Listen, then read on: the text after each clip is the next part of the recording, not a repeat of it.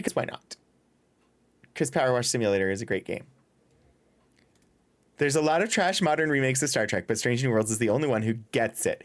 I like Strange New Worlds. I also, I really do enjoy Lower Decks. I think I wasn't sure with the first season. It was funny, but I wasn't sure about it. But Lower Decks, amazing. Amazing.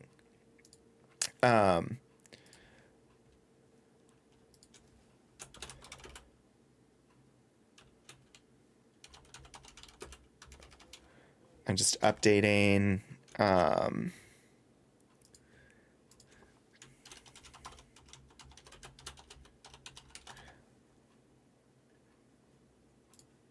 Stream categories. PowerWash Simulator. I have never done PowerWash Simulator on stream. It's funny. So my Steam hours played for Star Trek Online claims 321. That, of course, doesn't include the 3 years that I played it almost nonstop on the PlayStation before I got this computer. But PowerWash Simulator, which I've only had for the last year or so, playtime 315 hours. I might like this game.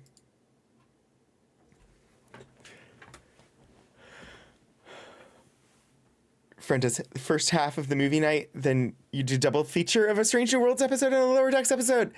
Awesome. Just finished season 1 where Jonathan Frakes just shows up eating fucking scenery.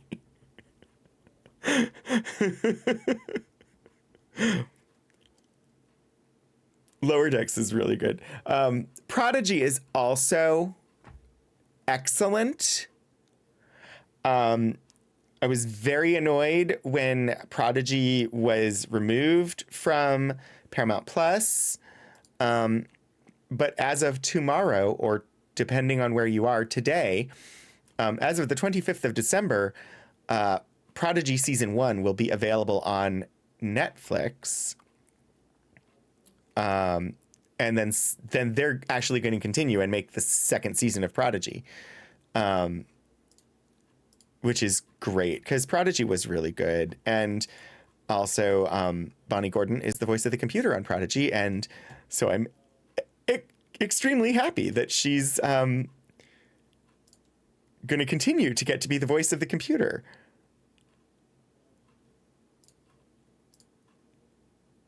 Okay. Just trying to make it so that we'll have sound. I think I have set everything that I need to set for some power washing. Make, distribute. I mean, technically, yes. Season 2 was already made when it was canceled.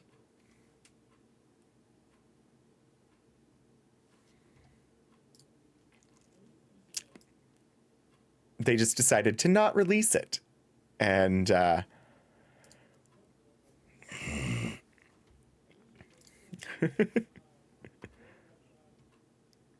oh, I am doing well. I hope that you enjoy your lurk. It was good to see you. I'm only going for like another half hour. Just trying to make sure I have things set to, I want to make sure that I will, because I have not done this on stream before. I want to make sure that the audio comes through okay.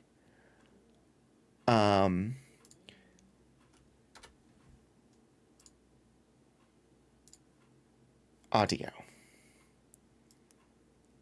Let's bump up the master volume.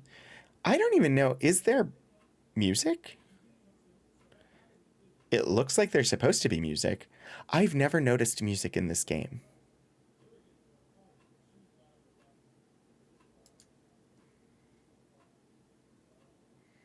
Have I been doing something wrong? Because I've never noticed music.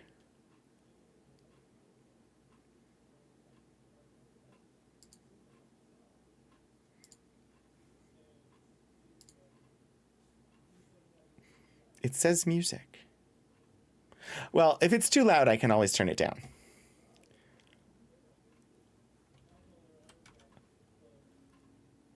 Clean Santa's workshop.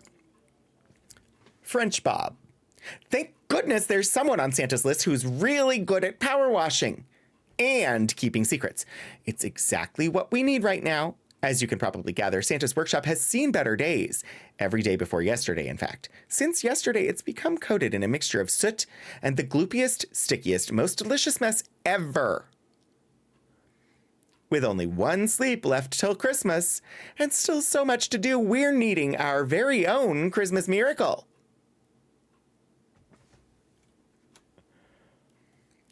This is Santa's workshop. And yeah, I don't hear any music. I think I might turn on the pretzel music.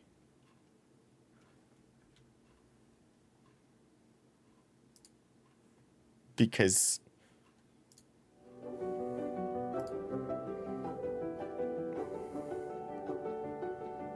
okay, that seems a little loud. You're not getting game sound at all? I mean, it was just noises. But you weren't getting game audio at all? Let me... yeah, it doesn't show that you're getting game audio. Well, that's odd. Let me fix that. I went into the audio settings and I told it that game audio...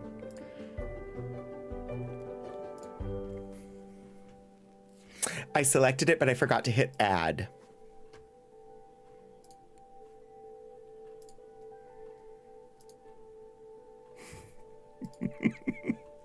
So, no, I selected the audio, but I forgot to hit add. Well, that's all right then. You should hear the power washer now.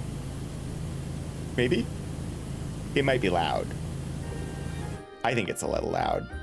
I'm gonna turn it down a little. But yeah, I don't... there is no music as far as I'm aware in this game. It says music, but I've never heard the music. But that's also because I'm usually watching something when I'm playing. But you should have game audio and Pretzel Rock's music happening.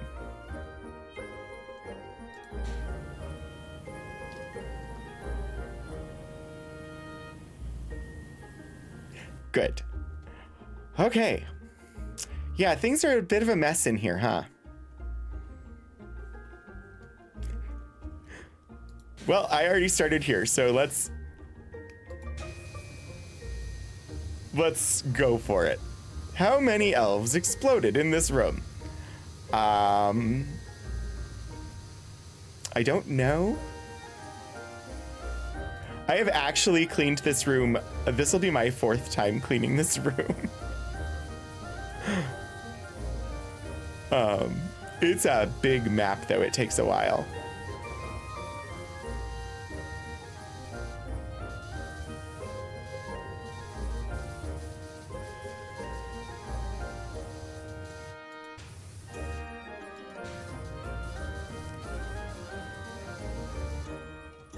And yes, Steven is the reason why I almost always forget that there even is a stool or a ladder. I have never used them on this map.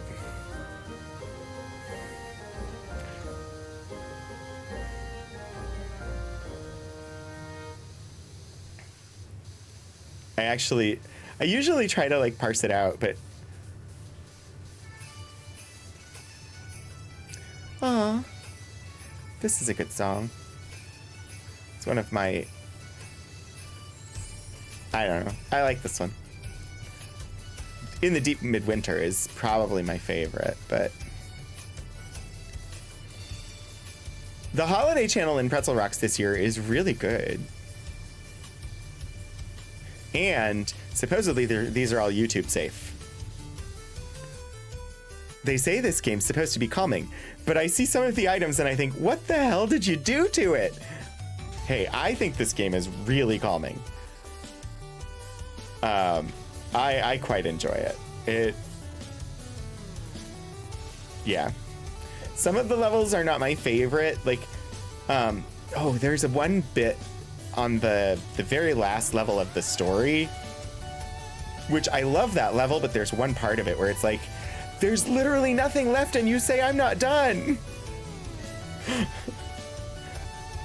That gets frustrating. And same with like the hamburger. Ugh, when I'm cleaning the hamburger, that takes forever. But I've literally played through. I played through and then I wiped my progress and played through again. And then I've done all the like free plays and stuff multiple times. I don't know why. I like this game a lot.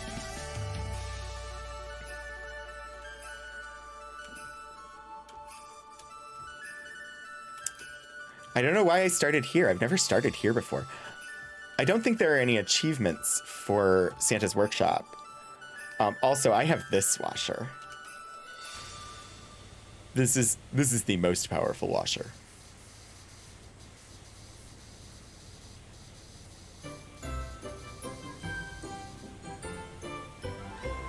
It's not as pretty as the donut. Like, I completely understand. Oh, I only have the Pro available here. Interesting.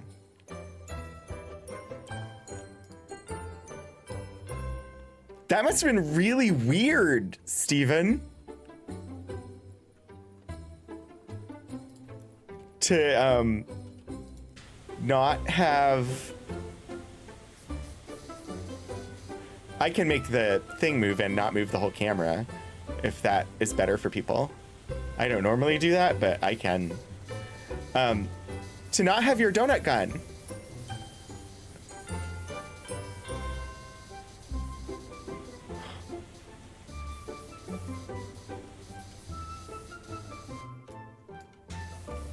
The problem is that I can't turn when I'm like that.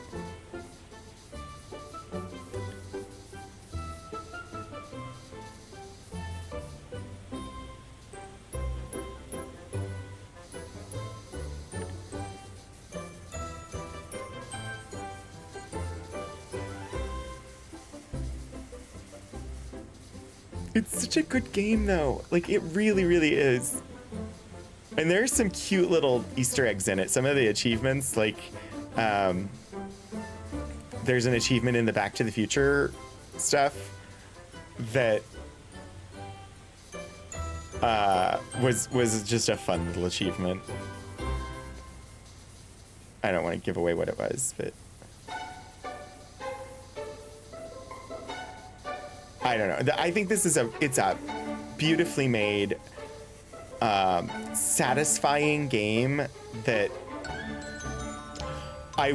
it was a complete and total surprise that I would enjoy it as much as I do. I enjoyed it enough that when it came time for the Steam Game Awards, I went ahead and nominated this game. It qualified in like one of the categories. I don't remember which category. And so I nominated it because it's just that good.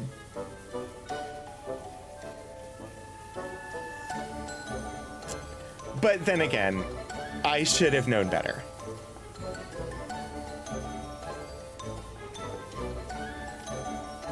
I got a game that Steven enjoyed. I should have known that it would be a game I loved. Meanwhile, there are dozens of elves running interference with Santa while you clean. Probably.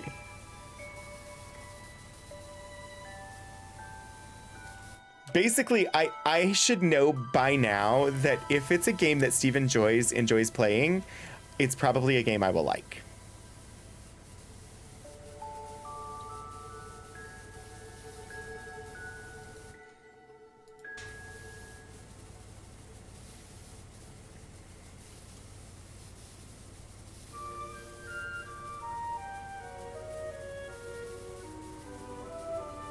I started playing Firewatch for the first time, which apparently is not a very long game, but I haven't finished it yet. I played for a little bit and then haven't gotten back to it. Oh, I do get joy from Stephen Joy's enjoyment. There are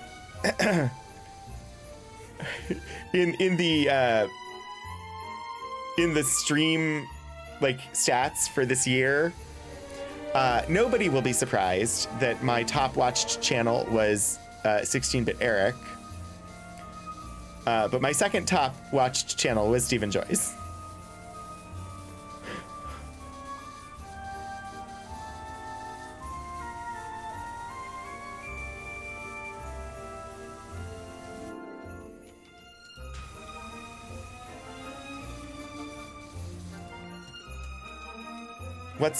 What's long enough? I don't know what's long enough. Size matters? What?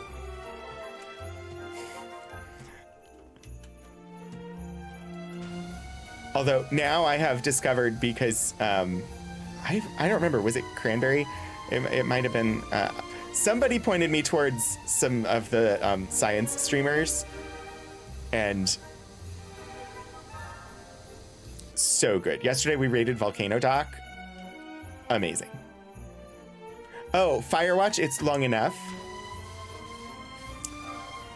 It was good so far. I just I started it at like 10 o'clock at night, so, and had to get up the next day for work, so I've only played part of it.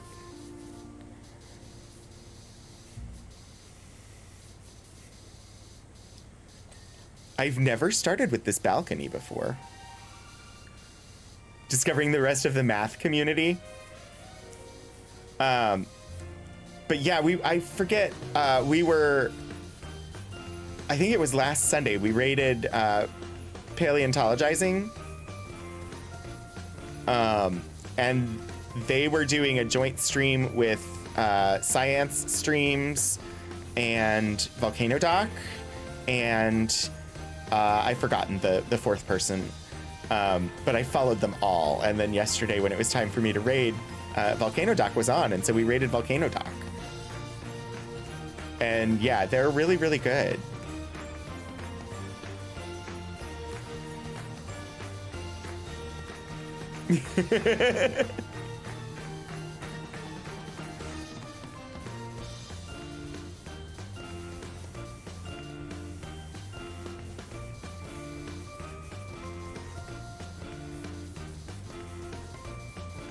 Yeah, I just love that there is a community on Twitch that includes actual scientists talking about science, and that people enjoy engaging with that and learning. And I love that there is that whole like educational part of Twitch, and that there are people that enjoy that.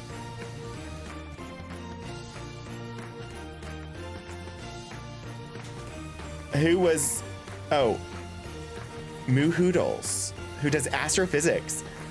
There's also Dr. Erin Mack, who I don't know that I've seen her streaming a lot lately, but I used to pop in on Dr. Erin Mack's stream quite a bit.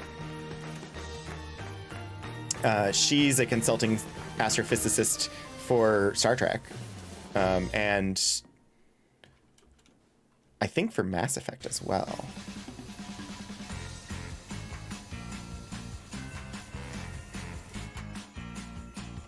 Dr. K. Ross, who consulted on Elite Dangerous. See, I love that there's this mixture, and that people actually are willing to engage and learn. And like, when I started streaming, I did so initially because I knew I was going to stream the archives thing. And so my personal channel was so that I could get comfortable streaming, so that I could do the archives streaming. And most of my initial viewers were people who watch 16-Bit Eric because they found out I was streaming, and Eric raided a couple of times, and like that was all good. And I would say the core of my viewers are still people who are involved with the Streampunks community, but there have been people who have just discovered my streams because I was streaming from the archives. And I love that they found it because I was doing the educational streams from the archives and just sharing random historical documents. And yeah, I love that. The whole idea of doing the archives streams, I was never really certain about it. It was just a thing that I decided to do. And for me, like, I actually had to think about it last year because I had to put together my continued appointment dossier, which is a continued appointment is our version of tenure. And so I had to put together my dossier, which is undergoing review currently. I won't know until August if I get granted continued appointment. And if I don't, then I would have to find a new job. But so I was putting together the dossier, and one of the things that you have to do is basically a letter, or like write a couple of pages about why you do what you do. And the focus of that, I had been basically just trying to adapt the one from the dossier I put together 2 years ago. And I don't know, the day before I scrapped it and started all over. And it made sense to do that. And I'm not the only person who's ever done that. But basically what it boiled down to, what my argument was, like, the reason why I do archives, the reason why I do this is because of wonder. There is so much wonder in exploring old documents and in like exploring history through archives. And that's the whole point of Archival Adventures. It's about the wonder. It's why it's an unboxing stream and not somebody who knows everything about the material and is gonna just like talk authoritatively about the stuff. The whole point of that stream is the wonder of discovery, of finding things in the archival materials and learning. And that's the whole reason why I do that stream, is it's all about wonder. And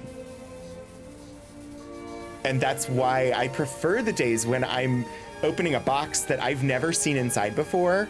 I don't know much about the topic. Sometimes, like, I'm talking about stuff and I'm like, this is well outside my area of expertise. We're talking about nuclear physics here. And I'm like,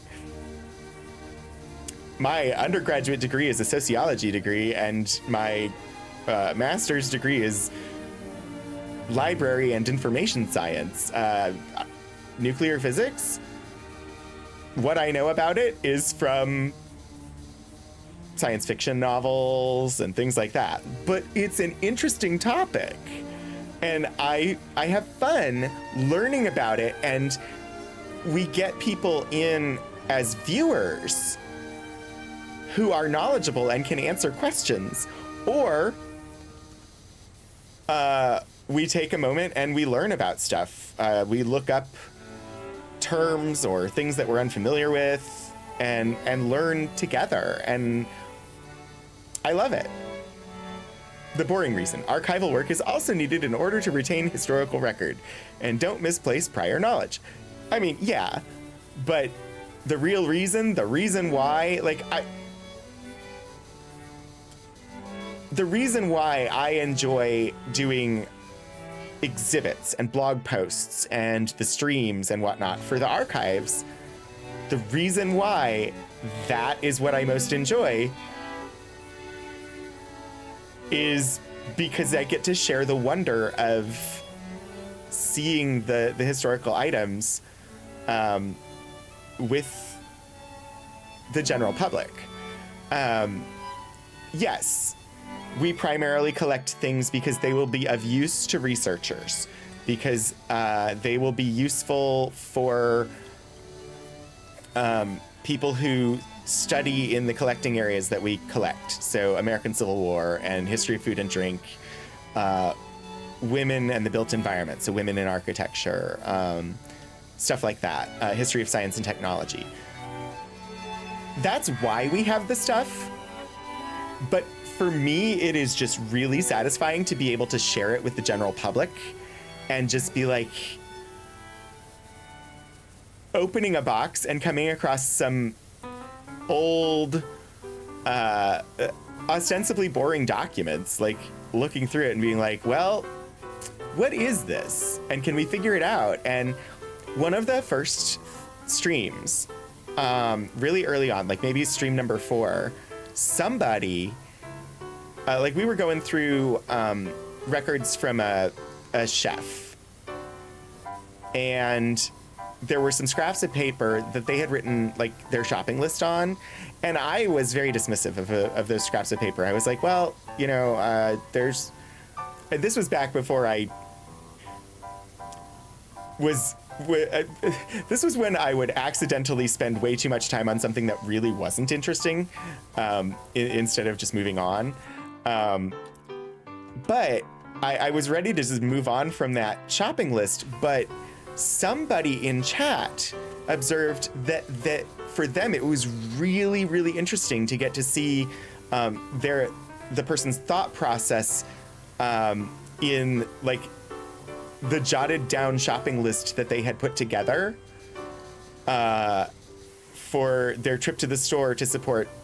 I think we were looking at one of the like community center cooking classes that they were teaching, and it just had like a short little shopping list that they had on a scrap of paper that was in the folder with stuff. And to me, I was like, oh, this is just a scrap of paper and this is fairly meaningless. But one of the viewers thought it was really, really interesting to see the shopping list that they had put together. And so I don't necessarily dismiss anything. Generally, if the collection just contains a couple of like accounting ledgers and things like that, I'm probably not going to pull it to look at it, because most of the time accounting ledgers are boring and hard to interpret. So I usually will generally bypass those, but somebody out there is going to find them interesting. And I try to remember that. I'm trying to catalog a former professor's collection of books, journals, etc., and figure out what to do with them, release them to colleagues, etc. Got them last year and still haven't really sat down to just do it. I have been working with a collection of family letters for over a year now, and they're really fascinating, but have also been just really difficult to wrap my head around. So a lot of my time in working with it has been trying to figure out who all the people are. Because it came to us and it didn't really have any order to it. So one of the things that we try to do is, if there's an original order to things, we'll try to preserve that order. But it came to us and it had, the only order that it had was the arrangement that the seller at the auction house had put on it, which is not unusable, but ignored some parts of the collection that I know will be interesting to potential users. And so I have been rearranging it. And I've dived into the genealogy of the family much more heavily than I probably would otherwise, because it is a local family. Like, this is going to be local history, and the papers it's family letters from a black family in Roanoke, Virginia, and they span from the late 1800s through like 1998, I want to say. The majority of them are during the Great Depression and World War I and World War II. And it's just, I don't know, it's a really good collection, but I feel like the people who are going to really connect with it are going to be the people in the area that are related to these people. And there are going to be a lot of them. Because basically this family was related to most of the local African-American families. And so I have tried really hard to identify who are all of the correspondents so that I can have that information available with the collection, so that when people come looking to see if their own family members are represented in this collection, that it will be possible to find that out. But it has meant a lot of research on this family's family tree, which means that I'm probably going to end up writing a book about them. Because I know way too much now. I know who all these people are, and I probably know enough that I probably should write something. The question is, will I ever have the time? But it's been a lot of fun. I've actually really, really enjoyed doing that sort of research to figure out who are all these individuals in these letters. And just that sort of like investigatory work has been a lot of fun. One of the things being an archivist that one of the best descriptions of the job of an archivist that I've ever seen is that we are temporary subject matter experts. So we work with the collection to describe it so that other people can find what's in it. And in order to do that, we become an expert on whatever the topic of that collection is. Right now, I am an expert on the Rice family of Roanoke. I probably know more than anybody else about this family. But when I'm done working with this collection, and I'm not working with it on a daily basis, I will forget, because I will be diving into something else. When I was writing the blog post about Virginia Tech's nuclear power plant, the nuclear generator on campus, I was an expert on Virginia Tech's nuclear power plant. But if I ever want to do anything with that nuclear power plant again, which I will be in January, I have to relearn it because I've moved on from it.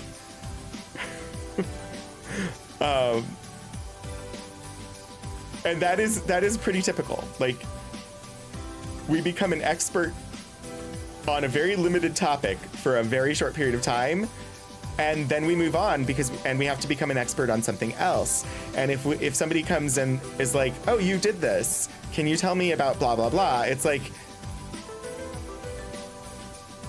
I can tell you what the finding aid says because I wrote that, and I might remember things, but no.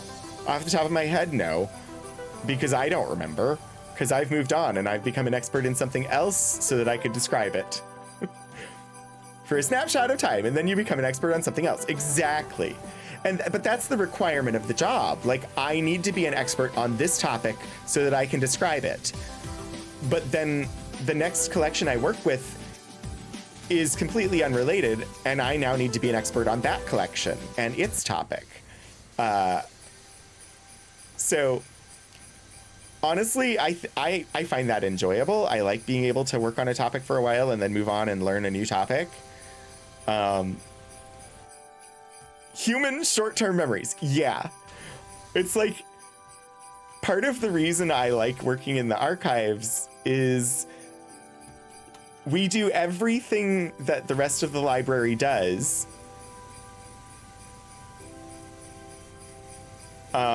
Which meant that I didn't have to pick. I got to do everything.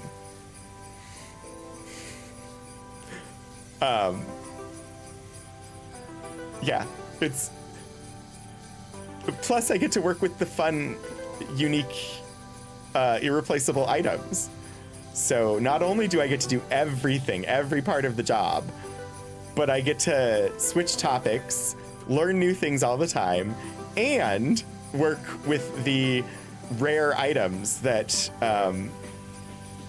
spark wonder. It's just it's a good job. I like it. But at the same time, people will come and they'll be like, "Oh, what are you working on?" And like expect you to be very familiar with the topic. And it's like, yeah. Even with the Rice Family papers, where I've been working with these papers for a while, I haven't read most of the letters. I've looked at them to see who was the sender and who was it sent to and what the date was and maybe the location. But I've never actually read the letter. So I don't know what the letter says. But that's because my goal is not the content.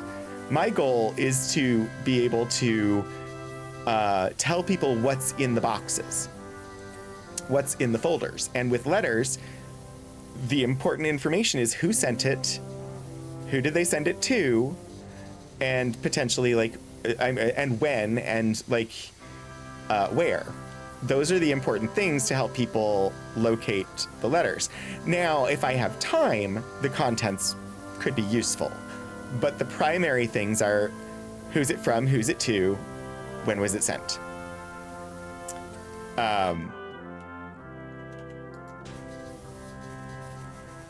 And so sometimes it's surprising, like when I get to do exhibits or when I do the stream, then I get to see what the contents are.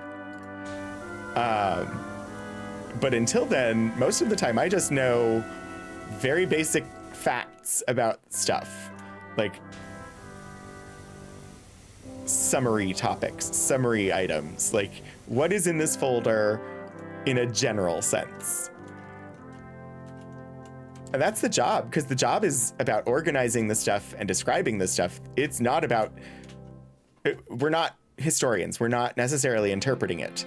The only time we get to do that is when we're doing the like exhibits or like archives communication type stuff, like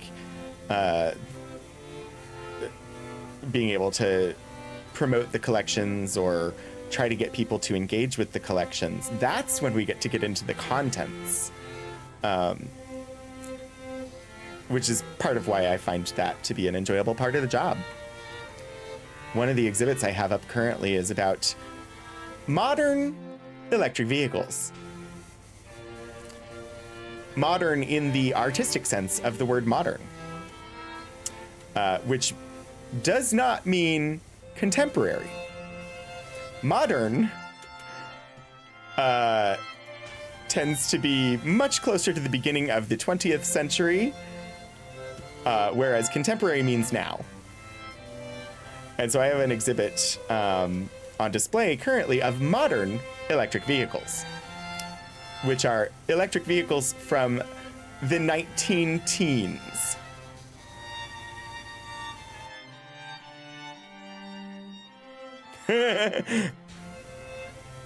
I always, this is my 4th time cleaning Santa's workshop, and I have missed a spot every time. But I got 2 candy canes clean.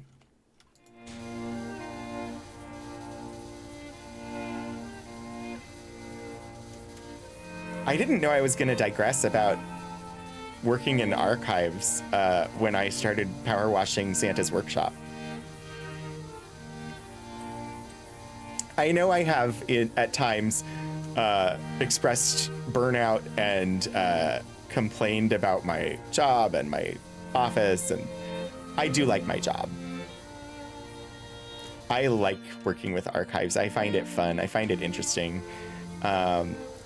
I enjoy most when I get to experience that same sense of wonder that brought me to archives in the first place.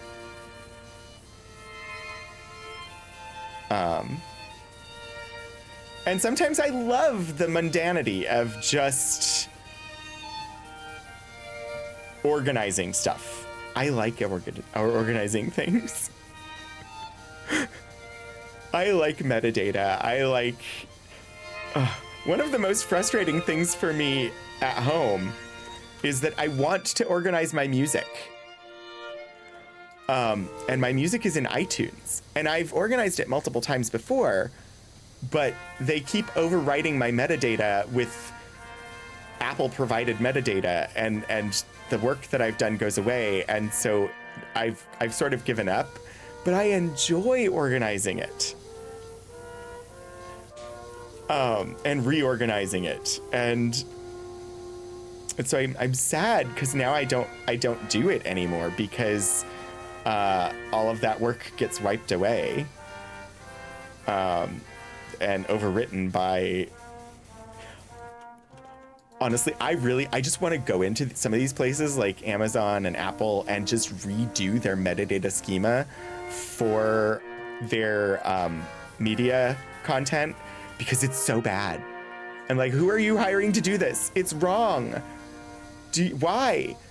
Like and I know some of it is just me, and that one of the genres I listen to is Broadway musicals, and they have Broadway musicals and movie soundtracks categorized under the same category, so that if you're looking for Broadway musical cast recordings, you have to weed through a bunch of soundtrack albums that are not the same. They do not belong in the same genre category.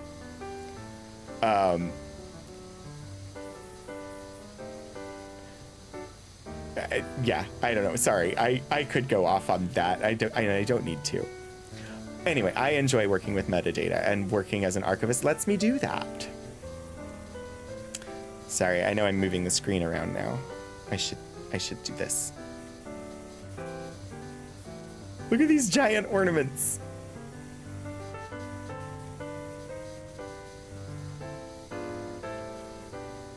I tried to get eggnog from the store. I wanted eggnog. I like eggnog. But they were sold out of all of the eggnog. So I ended up getting oat nog. I ended up getting Chobani brand eggnog oat milk. They are indeed.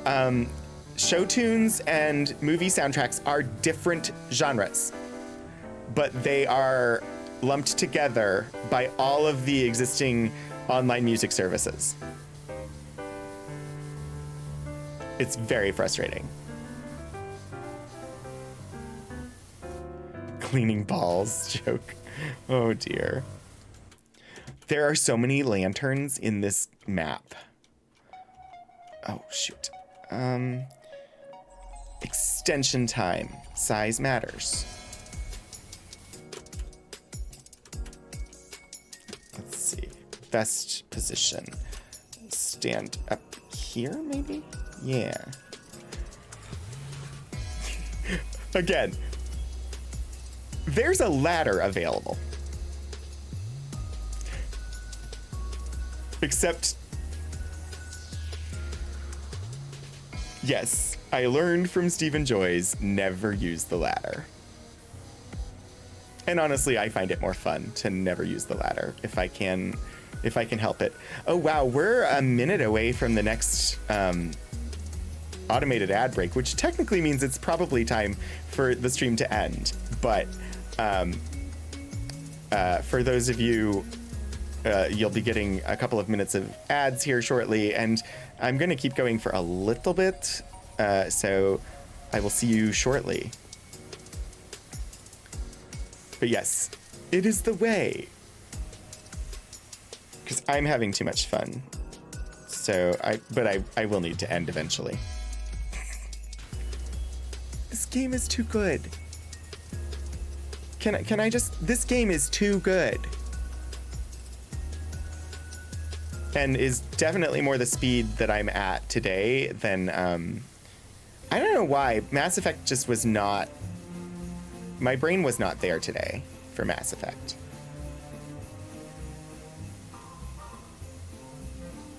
Oh, this is a good song. Dun, dun, dun.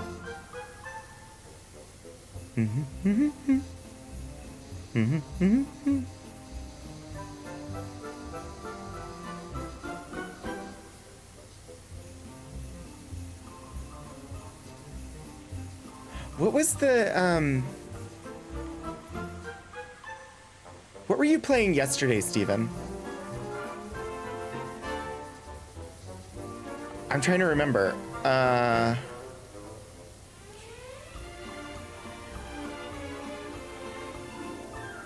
House of Da Vinci.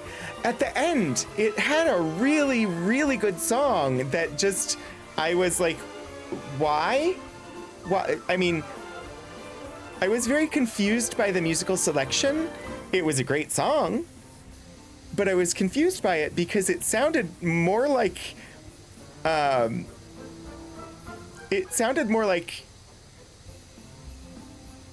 traditional, like, Irish music than Italian. But given that all of the Italian characters had British accents, I guess I shouldn't have been terribly surprised. But it felt more like an Irish reel or jig than an Italian song. It was a good song, though.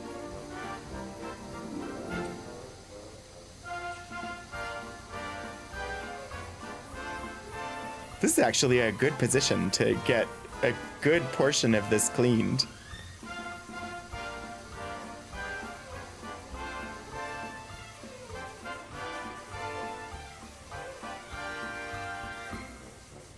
Ba-dum-ba-dum-bum. Ba-dum-ba-dum-bum. Ba-dum-ba-dum-bum-bum-bum-bum-bum-bum. So what do people have as holiday traditions that you're looking forward to?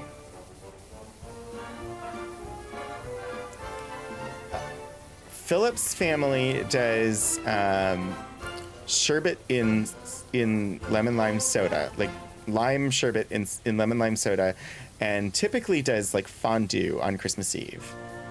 My family does chili, which I'm not a huge fan of chili. But this reminds me I should try to look the difference between folk and country. As far as music, folk music is very different than country music. And honestly, there are different kinds of country music. Like bluegrass is very different from your standard country music, which tends to be more rock and roll based.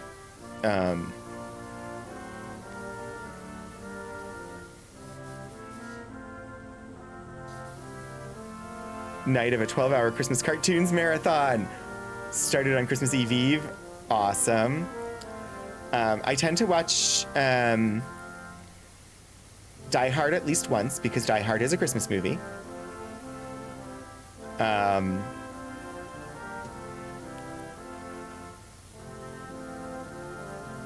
I don't know that I have any big, like, do it every year type traditions. I bought sugar cookies because I wanted to do sugar cookies this year, but even that is not like a thing we do all the time. The one thing my family really did was opening one gift on Christmas Eve. That was like the big tradition. And then somehow chili became a thing. I think because it was not a lot of work. And so they could like do chili. Lord of the Rings is a Christmas trilogy. There is that.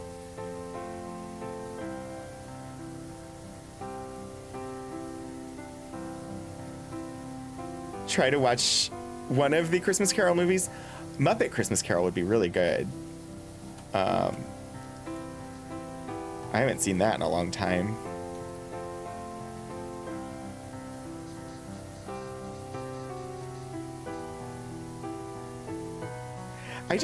I don't know. I have issues with organized religion, which sort of puts me off being super excited about Christmas, but at the same time, I do enjoy the whole idea of having the festive tree inside and stuff like that. So, but I worked at a toy store when I was in high school, and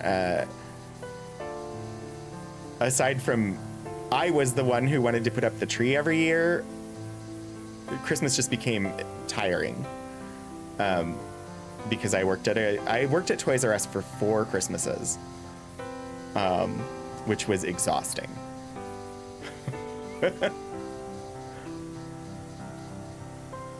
The only Christmas tradition my family keeps is being disappointing. Oh, I'm so sorry. Collecting Christmas cartoons for years, like episodes from series and standalone animations. Collection stands at over 500 cartoons. That's amazing. Oh, also, there's going to be, there'll be, the Doctor Who is having a Christmas special with Ncuti Gatwa, the new Doctor, and that should be out tomorrow. Exciting. I have enjoyed the Doctor Who Christmas special for a number of years at this point. That is definitely a thing I enjoy. I enjoy it enough, and apparently people know I enjoy it enough, that my ringtone on my mom's cell phone, like her ringtone for me, is the Doctor Who theme music. Didn't even look at lights this year. Not religious, but I really like the Christmas carols movies. Yeah, there are parts of it that I enjoy. I will say that. That's honestly, the last few years, the thing that I have enjoyed most about the holidays has just been having free time to hang out with Stream Fam. Like, but that's mostly because somehow, by coming to Twitch, I found my people.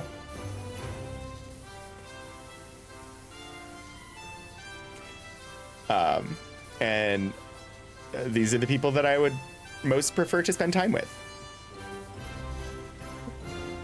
So that's what I am enjoying most about it, is just having more time to hang out with the people that are just awesome folk. See, and I don't even move the ladder to clean under the ladder. The ladder is just a stationary object for me to clean around. My favorite interpretation of the end of A Christmas Carol was Scrooge rushing around the town yelling, "Holy crap, ghosts are real! Some can take you to the past, and some can take you to the future!" Oh, there was a Christmas Carol movie that came out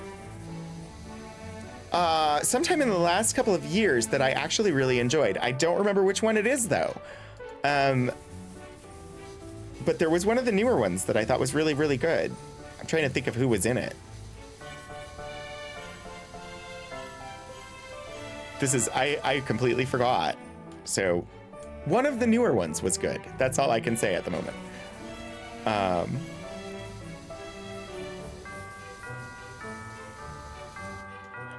All right. We're definitely not going to finish this today. But let's see. There's a tree here. There's a fireplace there. There's this wonderful present wrapping machine and Santa's sleigh. I think let's clean off part of Santa's sleigh so that you all can see it. I'm just gonna do some like key partial cleaning, because to do this entire thing, even with this fastest cleaner of all, takes a couple of hours to completely finish this map, which is great. Like, it was a treat. I was not actually expecting them to put out the Christmas episode here, and it's just bonus content. The only thing that I really, really want from PowerWash Simulator is I want them to team up with Star Trek Online. Or just Star Trek in some way. I would love to wash some Star Trek ships. And since they did Back to the Future, and they did, they're doing Warhammer 40K, and they did Lara Croft, and they've done, like, I don't think it's outside the realm of possibility. That's why I put it out into the universe. I would love Star Trek PowerWash Simulator. Spirited 2022, a modern musical comedy reimagining focused on the perspectives of the ghosts, with Will Ferrell as the ghost of Christmas Present. Yes, Spirited was really good. That's the one I was trying to think of. And I don't even like Will Ferrell, but I thought, I generally don't like Will Ferrell, but Spirited was really good.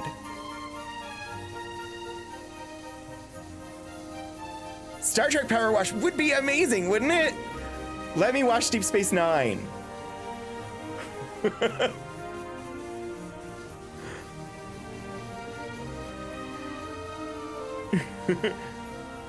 Like, I think it would be awesome.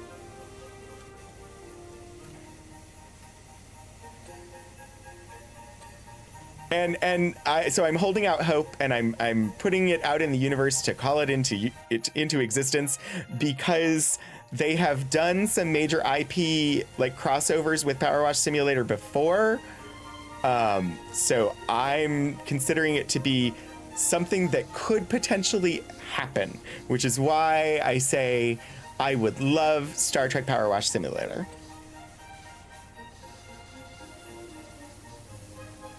I would do that one on stream for sure.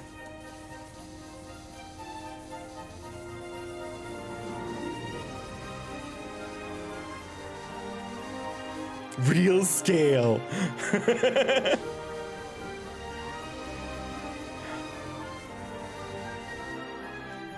That would be amazing. All right, we've basically cleaned the sled. It's not clean, but you all get to, see what it looks like. Quarks, cleaning quarks. Oh gosh, can you imagine? Or cleaning blood wine up after a Klingon wedding.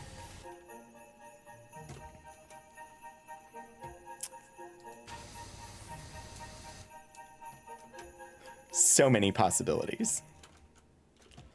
Also, I'm just a fan of PowerWash Simulator. I think it's such a good game. And we've got a Christmas tree here, and every single one of these lights is an individual item to be cleaned.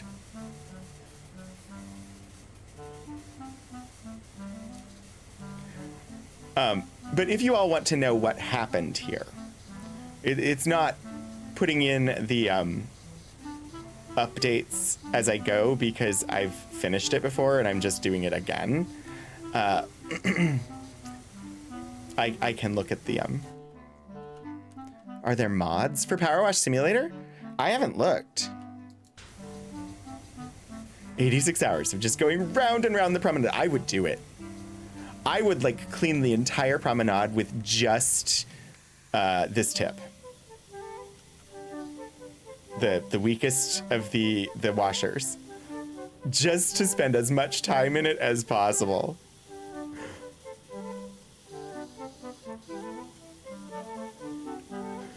Because I imagine there have to be some mods for this game. I've never looked though. I tend not to do mods at all. One of the only games that I've ever really done mods in was Dragon Age Inquisition, and the reason I did those was because they saved time.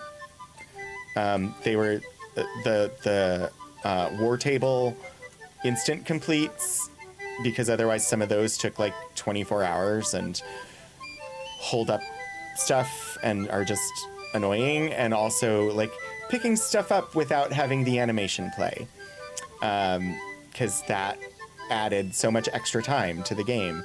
But otherwise, I don't generally end up doing modifications. I think it's probably because I'm not used to having them be a possibility, because I was primarily a console player, and so modifications really weren't an option. So I'm not used to even thinking about the possibility of modifying the games.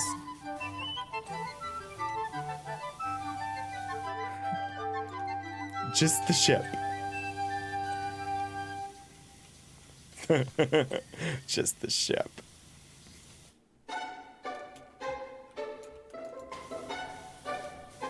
See, we got presents and a tree. I don't know why. I guess these are the presents for the elves.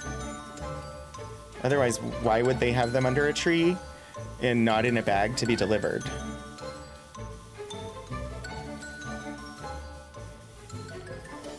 So I guess these would be like the elves' Christmas bonuses. Hopefully they're good. Maybe one of them is dental school.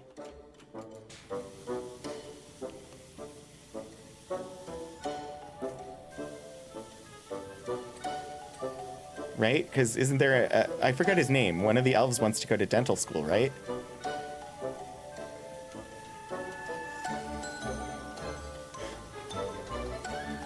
Hope the presents are waterproof. I know. So this is a combination of coal and... Okay, so it was Christmas Eve, a night we look forward to for one special reason. It's the night that our inventor, Ivor Nadia, pitches next year's star toy to Santa. However, this year, Ivor was told to carry them through to Santa's office in a big box to stop any peaks. We knew they had to be really good. Everyone was hard at work. Bangs was testing the durability of their rocket ships on the ceiling, whilst Mullet was fine-tuning the high notes of their xylophones. Across the way, High Top Fade had made some planes with precision engineering, whilst Pompadour had made some dolls that probably needed more work, really. High Top Fade suspected a fault on one of their planes and was about to give it a test flight when Ivor came skipping into the workshop carrying their box of secrets. Distracted, High Top Fade launched their plane across the room, where in a 1 in a million shot, it wedged itself deep in the mechanism of the present wrapping machine. The present wrapping machine immediately ceased up. Bellowing with soot, it sent coal pellets flying in all directions. All of us immediately realized that we needed to do something. The only problem was that nobody knew what that thing was, except Ivor. Ivor threw open his box and started dishing out his new invention to everyone. They were incredible, like bags with handles that connected to a wandy thing that you hold in your hand. A bit like your washer thing, actually. Only when you pressed the button, it didn't squirt water, but ice cream. Within seconds, we'd put out the fire. Probably should have stopped there, but they were just too fun. Fun. Thanks to you, Christmas is saved. All the machines are back up and running, and every present has been made, wrapped and packed tightly in Santa's sack of infinity, ready for delivery. Santa reasoned that the occasion itself was quite niche. Unsurprisingly, Ivor's new invention was a flat no from Santa. Whilst it saved us on this occasion, Santa reasoned that the occasion itself was quite niche, and that a spraying machine that covers any surface in a delicious coating of ice cream might not be what the grown-ups of this world need right now. Oh well, back to the drawing board for Ivor, but at least we'll all get to have fun at our Christmas party. P.S. Santa says you've shot straight to the top of the good list. Hermie, the misfit elf, yes, wanted to be a dentist. So this is a combination of coal, soot, and ice cream, covering Santa's workshop.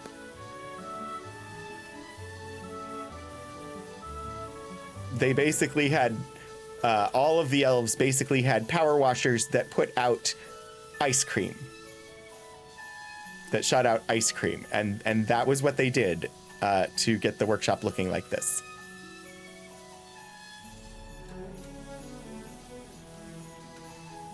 It's ice cream. It is. Ice cream? You scream. We all scream for ice cream. Honestly, in this map, this washer tip does not do too badly. There's no metal corrosion, so it's really just it's just dirty. And the white tip, the weak one here, actually does a decent job of cleaning away ice cream and soot and coal, apparently. Still doesn't do it very quickly.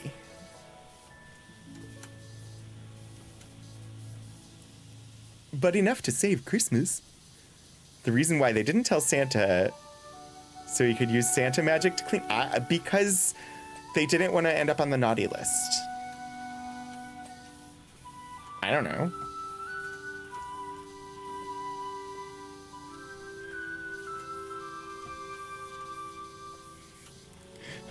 There's no point applying reason. The reason is that the PowerWash simulator people wanted to put out a holiday map for people to clean. And they did an amazing job with it, just like they've done with all of the maps. There's a whole Final Fantasy section. And it's excellent.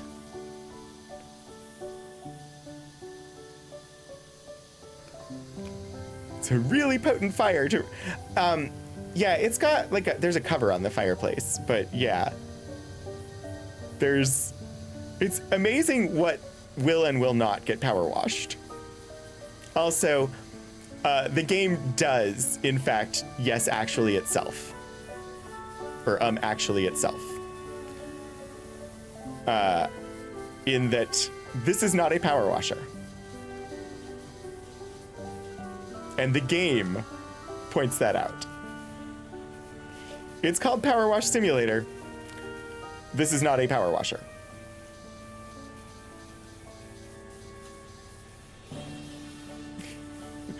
I forget what it's actually called. This is a pressure washer, not a power washer. And the game is what tells you that. It's hilarious. They did such a good job with this game, honestly. I don't know who makes it, but I appreciate them.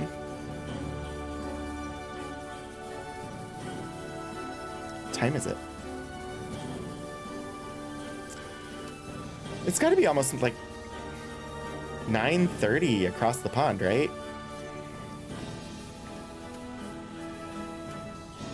And I have no idea what time it is for those Aussies in the audience, but it's got to be getting towards what, midday on Christmas?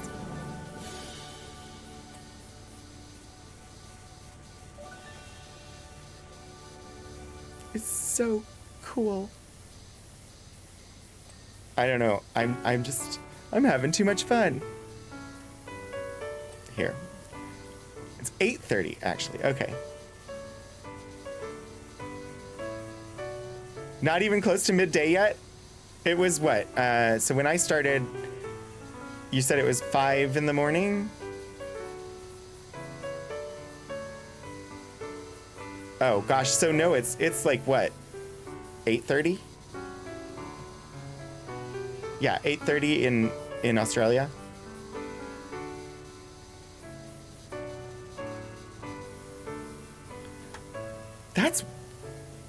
But 8:30 in the morning.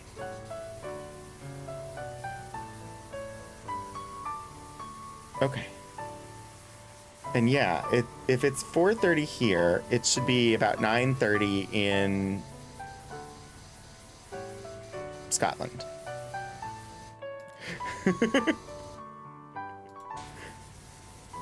9:30 at night on Christmas Eve in Scotland. And yeah, there's no reason why I would know that except that my brain thinks about what time it is for Steve and Joyce occasionally.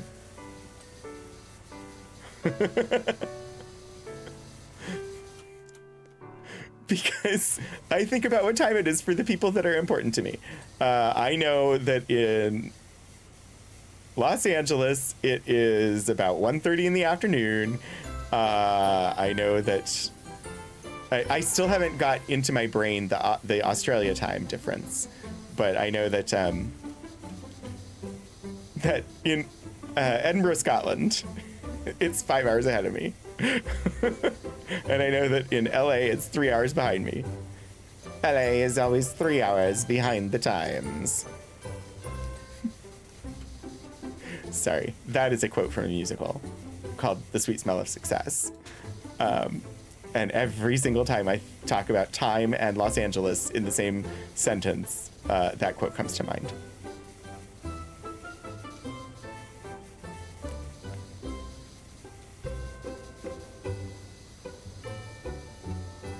Depending on daylight savings, it's about 14 hours. So I've got somebody that I regularly play role-playing games with who's from Australia and is going to be moving back there, and said that because of the way daylight savings works there, that basically there are 4 different times of year when, because they don't change at the same time, and that it causes extreme variation in the time between them and here. So we'll see.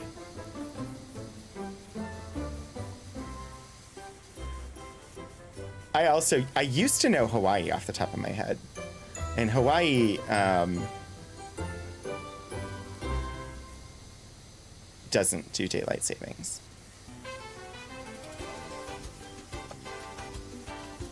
Yeah, it's more that not everybody has daylight savings. See, not everywhere in the US does either, which gets really confusing. Parts of the year, Hawaii is 6 hours different, and parts of the year, it's 5 hours different.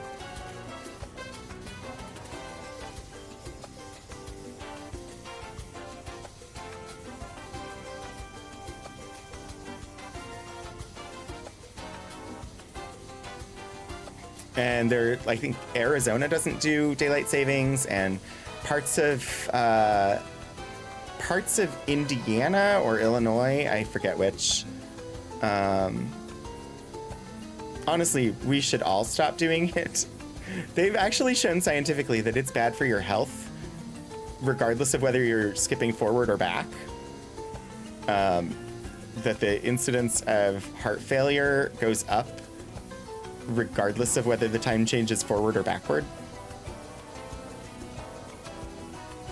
It's the disruption in the in patterns that causes problems for people.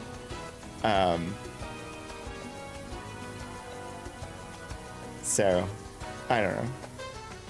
It would be nice to stop and just be able to know what time it is for people. Also, it would just be lovely if there were no such thing as time zones, because then we would always know what time it was for people, right? Although it would be very complicated, and it would end up meaning that some people were working in the middle of the night, which ideally not perfect. Which, I mean, technically is a problem, like for places like China, where the entire country spans what should be 5 or 6 time zones, but they only have 1 time zone. Farmers will get up when they need to get up, regardless of the rest of us anyway. Yeah. I don't know why I'm still streaming, but I'm having too much fun. So, and I'm not like at the point where it's like, oh, I have to get off of here. I think my headache pill finally kicked in, and so my brain is not saying ouch, ouch, ouch right now, which is good. We'd all have to live in the same place for there to truly be no time zones. Yeah.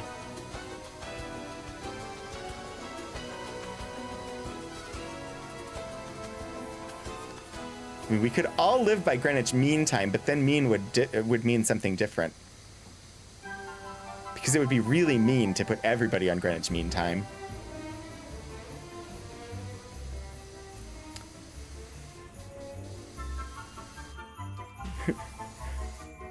People aren't going to get up at midnight just because the government says so. What? They're not.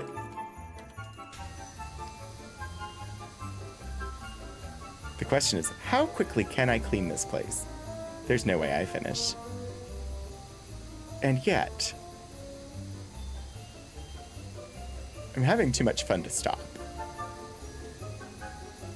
I also love that it's just magic power washing. There's not like, because actually using the pressure washer to clean ice cream and coal off of the ceiling like this would be a really, really messy job. And yet, all I have to do is whisk the wand past, it takes away the dirt, and there's no water falling from the ceiling, there's no dirty water falling all over everything. Which is stupendous. It's great that we are a magic power washer. I need to go peel several kilos of potatoes? Wait, what are you peeling potatoes for? Is somebody punishing you?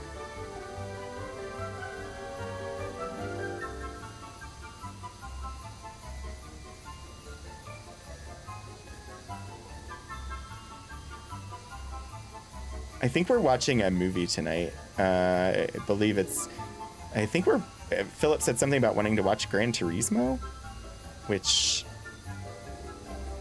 I don't know much about the movie. I don't know much about the game either. No one else cooks. I don't cook.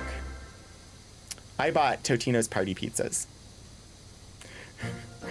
which are frozen pizzas that I could stick in the oven because that's about my speed. No, the pressure washer just restores things to how they're supposed to be. It's a magic. We are a magic power washer. And the thing is, it all makes perfect sense if you play through the actual like story of Power Wash Simulator. We are indeed magic. I mean, it doesn't make perfect sense, but it has such a good story. Like, I did not expect a spectacular story when I started playing this game. And there's a really good story to this game. I was not anticipating the fact that it would have an excellent narrative and that I would be immensely curious about where did all the cats go. Just so good. It's expertly crafted.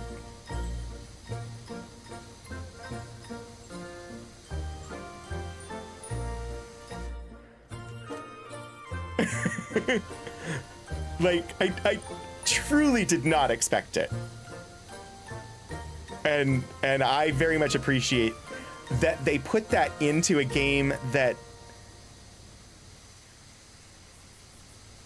honestly, it's such a small detail. Like, you could play the game and completely ignore the narrative. And yet, the narrative is so well done. It's so simple and delivered unobtrusively, and yet made me want to go to the next level because I wanted to know what happened. It's really, really well done. I love this game.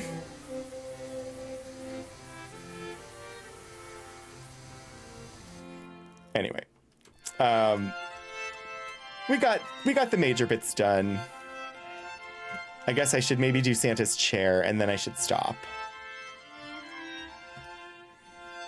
Need to make mashed potatoes for your Nan to have, as well as peel and roast your potatoes because it's what the recipe for the good crispy ones says to do. Make about 4 kilograms of mashed potatoes for my Nan to keep in the freezer as she can't afford the pre-made anymore. Hurts my hands, but I want her to eat. Aw, you're nice. I mean, I knew you were nice, but you're nice. That's awesome.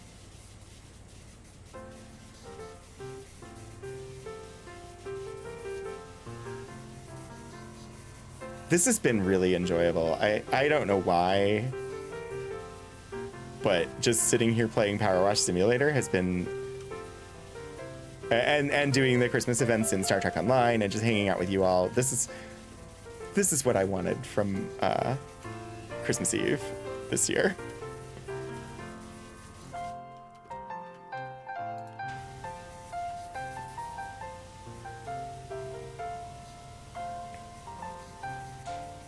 My sister lives with her, but won't cook.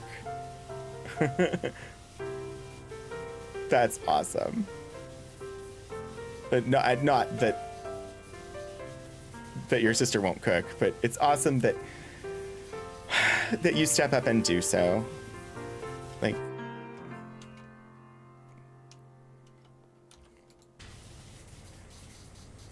I'm glad it's been a fun Christmas morning.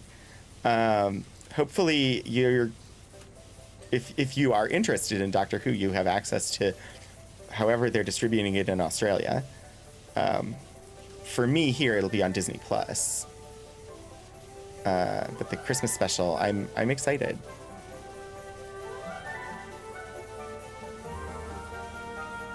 She's 23. I mean, I don't cook. I do, but I don't. But I do, but I don't. I lived by myself for 3 years. I mean, I lived by myself for more than 3 years, but most recently, I lived by myself for 3 years, and I did not really cook. I got to the point where I was eating Hungry Man meals, so that I didn't have frozen pizza every night. Because I bake, but I don't do cooking. So I do the dishes. Disney Plus there as well, yeah. Which is interesting, I mean, because BBC has their own streaming platform in the US, so I'm kind of surprised that it's not on the BBC's streaming platform and that it's distributed through Disney Plus instead. And not just that it's distributed through Disney Plus, but that it's exclusive to there. Because in the past, I would always get to watch it the day after it came out, because we would buy the episodes on iTunes, and so we didn't get them until the day after. But that was still cheaper for us and allowed us to have it long term, rather than just buying through or subscribing to the BBC. But this year, like, the 60th anniversary special was not on iTunes because it was a Disney Plus exclusive. Thankfully, we have access to Disney Plus right now. I don't know how much longer we will, because it's my brother who pays for Disney Plus, and he does not live with me. But we have a login for his account, so. Wait, Disney owns Doctor Who now? It's not owned by the BBC anymore?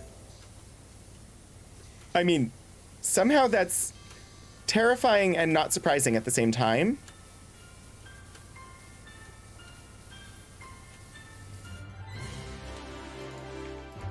But I was unaware of that.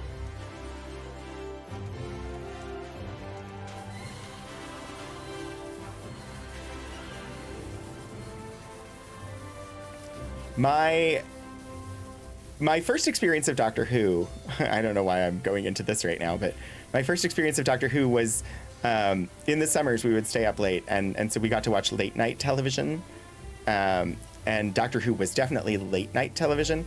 It was on PBS, which PBS is Public Broadcasting System in the US.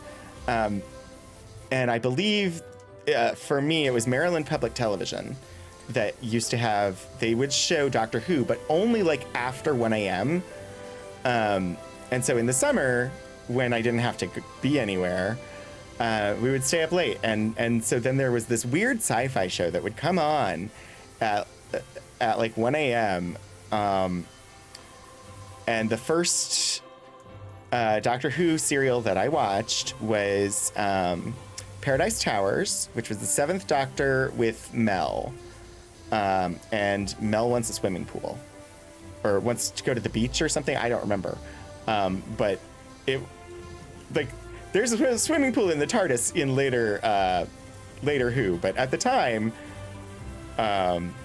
she was looking for a beach or something, and yeah, that was my first ever serial. Was I watched Mel and the Sylvester McCoy Doctor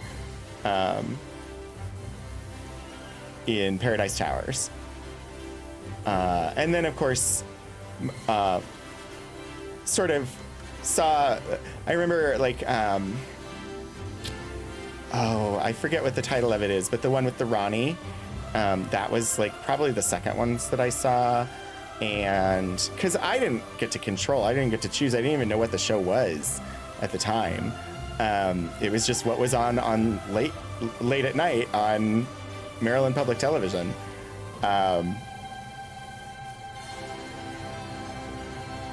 And yeah, it was interesting. But so I have some nostalgia for the Seventh Doctor, who was my first Doctor, as well as Mel and Ace, who were the Seventh Doctor's first two companions. I don't know if there was a companion after Ace. I don't remember. Joint ownership or something. That's why their budget went away. Wow. They're the international distributor. Ah.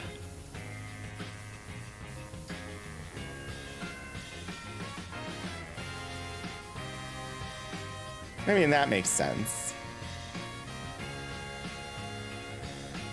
This does quick work of cleaning, I will say. The little triple jet.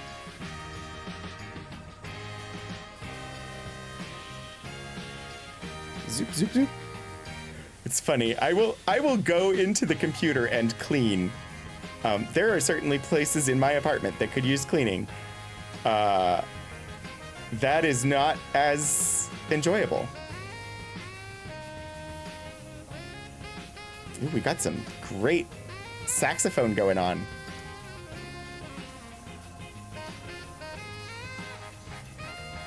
I hope that 2024 ends up being a great year for everybody.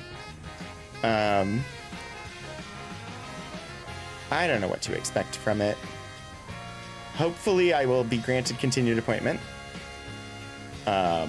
And not have to find another job. But I do need to finish. I got back comments from peer reviewers on my paper. So I do need to sometime soon make revisions on my paper. My paper that I cite Stephen Joyce in.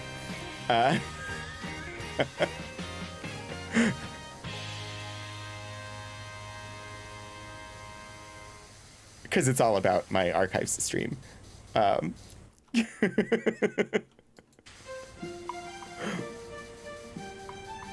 actually, people didn't have a problem. Like, the peer reviewers basically didn't say anything about that citation at all. They wanted a couple of things, but like, they didn't have a problem with the citations that I did use in most of the cases. They have a couple of them that they're like, I don't think this is really necessary, and then a couple of them where they were like, you could use a few more. It was good feedback. I just haven't had time to sit down and get my brain back into where I was when I was writing it so that I could do the revisions. But I need to do that soon because I do want to actually get it published.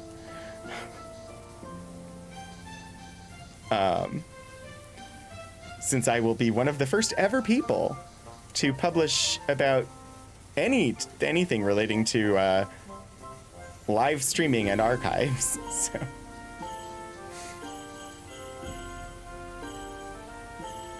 Well, and all I need to do is make the revisions, really, because the peer reviewers were like, yes, we think this belongs in this journal, and they agreed that it belonged there and that it should be published.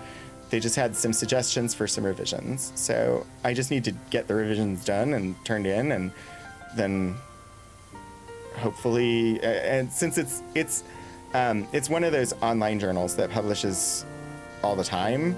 So I just need to get the stuff turned in, and then the paper should get published. So.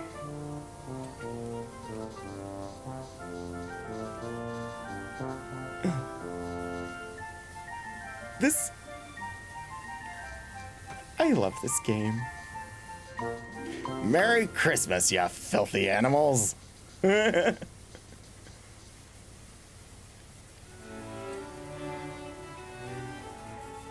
yes, if you could clean IRL with a keyboard and mouse, I would definitely clean more. That's true.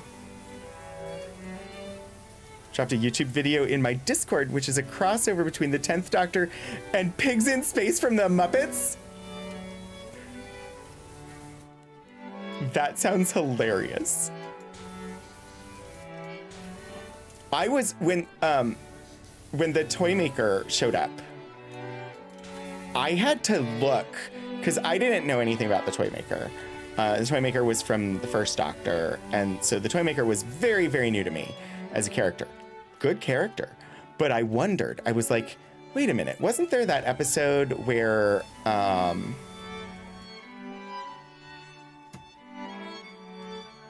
there was the little boy whose fears were coming real, and it turned out that the little boy was actually an alien, and it involved toys, right? Dolls or something. And I had to look and make sure that that wasn't the toy maker. And it wasn't, but I can't remember what episode that was, what it was called, but I just remember that they were in these big apartment blocks, and there was a kid who was actually like just, I don't know, something like an alien or something, but he was just scared. And I think, that wasn't Donna. Was that Clara? I don't know. Dropped a YouTube, yeah. A live performance. I can get up here. I need to get up here. And I can do it without the ladder. I know I can because I have many times before. Haha, success. That's the hardest part to do without the ladder, is just getting up onto this part of the toy wrapping machine.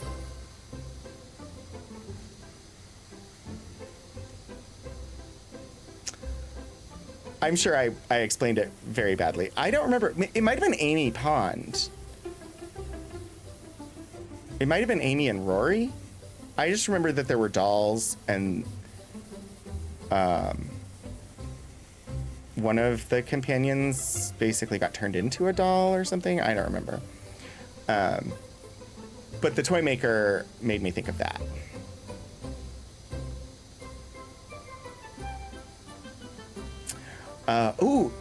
No, I need to watch some Doctor Who Christmas specials. That's what I need to do.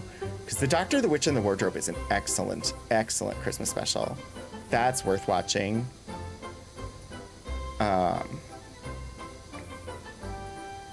Yeah, that might be something that I do tonight.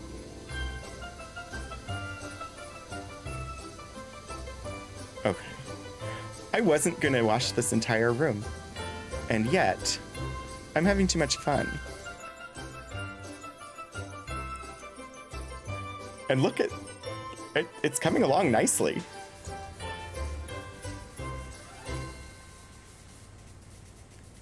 I'm really curious about the oat eggnog that I got.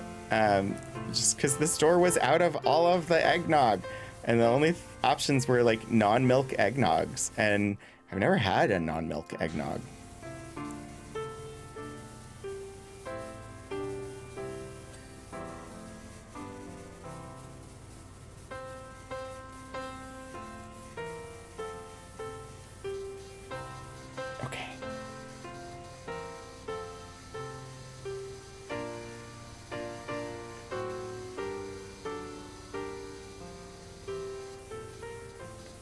It's kind of amazing how quickly this can go.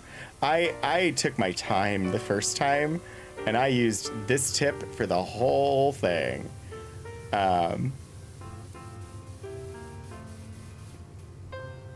Which definitely took more time than using the triple shot. I also was trying to be really, like, patient and do one little segment at a time, because I was having fun doing that. But right now I'm just like, I'm still streaming. Why am I still streaming? But also, I'm having too much fun cleaning this thing.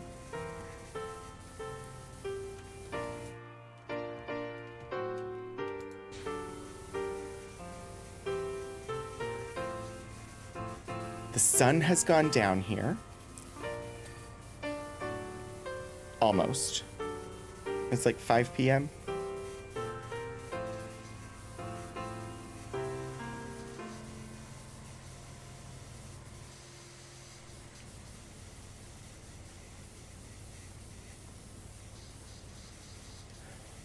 Oh, it's so nice. Usually on Sundays, I would be like, oh, I have to stop because I have to make my lunches for the week and I have to get ready to go to work tomorrow. And today I don't have any of that. Because my university is closed for the next week. We're not allowed to work. Although technically closed, except not closed. Because there is a winter session, but we're not allowed to work.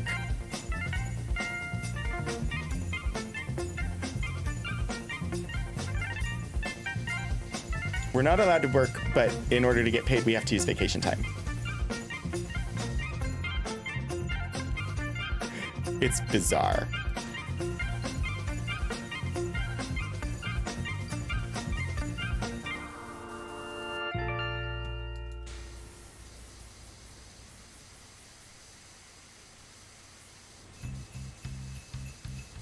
Ooh, what's this song? Sounds good.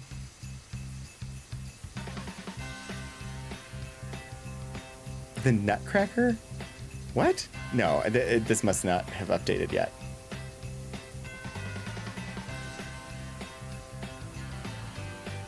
There we go. Got a good feeling.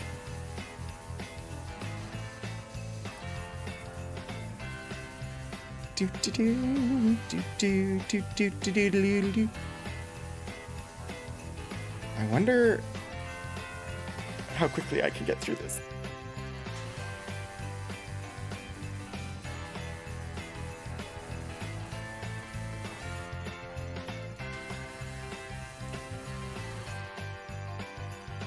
I wasn't even going to touch the present wrapping machine. We see how well I did with that, right?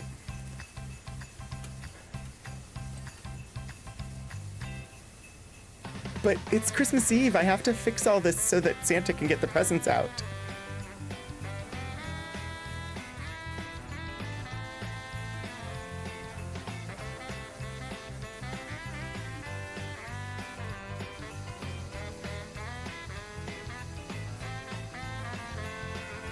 I know I got some stream-related Christmas presents this year. I think I got some eggshell foam for like sound stuff to go on the wall. That'll be nice. Otherwise, I don't know what I got, but I'm fairly certain about that one.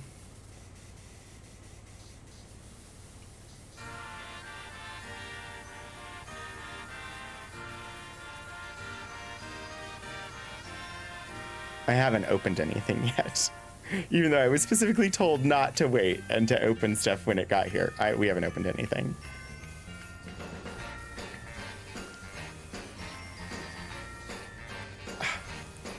Pretzel did an amazing job with music this year.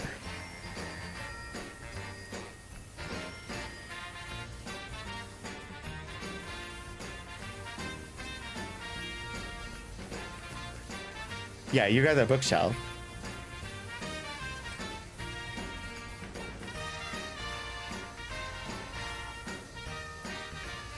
I know what I got other people,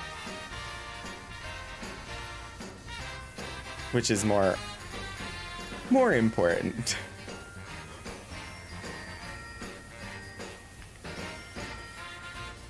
What did I get? There was Elixir got me a keychain. It's like a little leather keychain with RPG dice on it.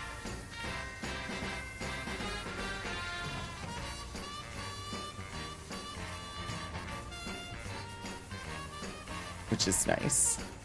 And it's purple. And purple is one of the 2 best colors in the world. The other being forest green. Like dark green, hunter green, forest green, and purple. Those are my favorite colors. Mythology and maybe writing. I'm curious about mythology, specifically non-Greek mythology, because Greek mythology is kind of everywhere in American culture, and so learning about other mythologies, I think, is really, really fascinating. Forest green and purple are your favorite colors also? Awesome. Yeah, they're so pretty. I don't know why, but they're my favorites.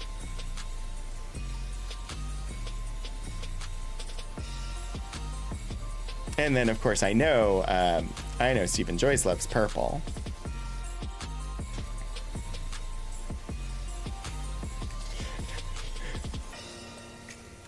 Which just, right off the bat tells you that Stephen Joyce is a good person.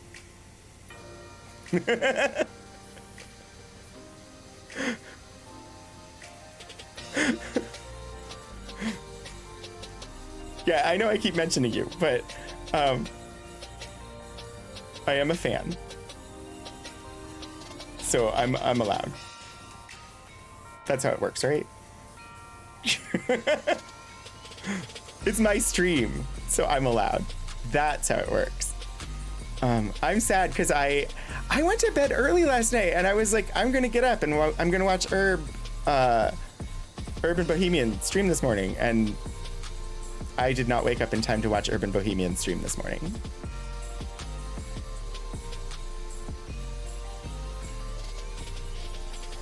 I keep trying.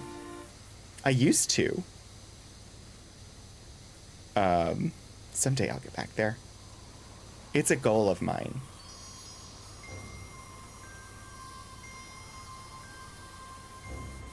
Honestly, I would not know about Stephen Joyce if it was not for Urban Bohemian. Because I was watching Urban Bohemian's stream, and Urban Bohemian rated Steven. And that's how I discovered Steven's stream. And I think at the time, Steven was actually playing a mobile game on stream. Some sort of puzzle game where you connected lines together, lines of light or something. I don't remember.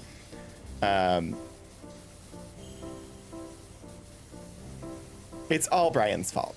All of it. Yes. And it was because I was up early and I was trying to teach myself how to make omelets, and I wanted to watch something. And at the time, during lockdown, all I was watching was Twitch streams, and I turned it on, and there weren't that many streams, and Brian was playing Animal Crossing, and I tuned in.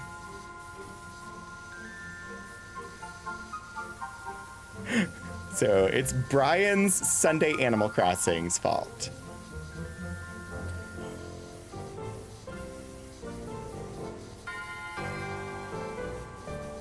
Although I don't know that fault is the right word, because it was good. I was very happy to discover this community.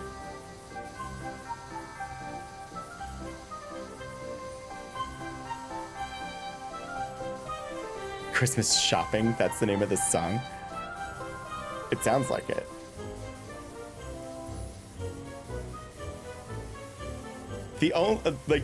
It feels like I'm almost done with this map. I am not almost done with this map. I will show you all why in a moment, because it's like, oh, I've done everything, right? I've done the Christmas tree, and I did the fireplace, and I did the present wrapping machine, and oh, wow. It's ads time, apparently.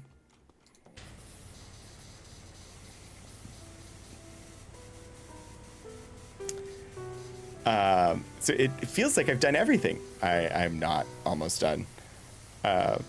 All of the elves' workstations are still untouched.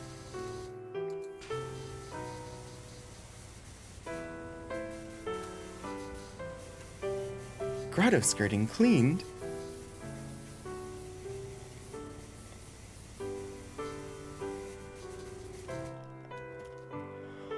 Oh boy. Got the floor. This ornament is being recalcitrant. There it goes. But we'll get this exit, and then I'll probably stop after that.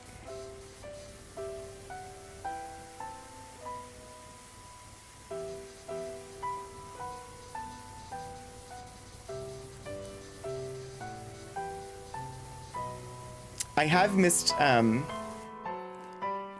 Monday nights, the Monday afternoon, Monday evening streams. But I understand something happened with your schedule and Mondays didn't work anymore. But I definitely have missed that.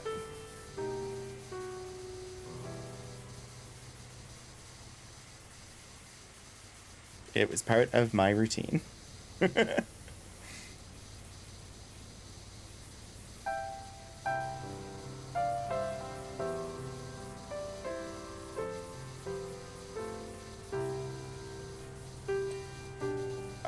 I love this map.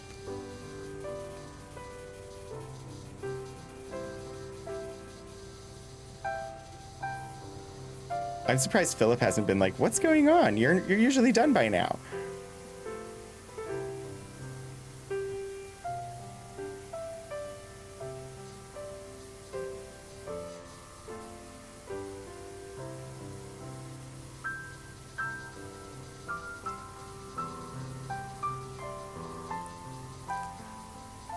They made a very pretty map. Again, another thing I should not be surprised about with this being a game that I picked up from watching Steven.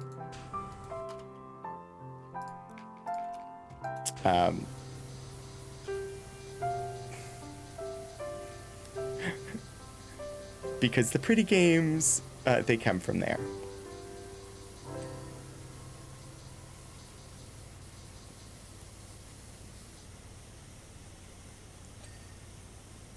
All right, I think that the ads should be done. So, hi, welcome back, everybody. I've just been continuing to PowerWash Santa's Workshop here. That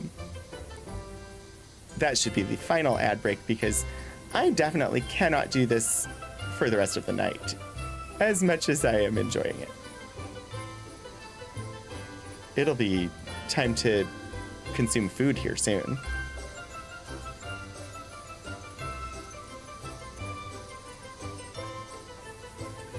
Got some bunting cleaned.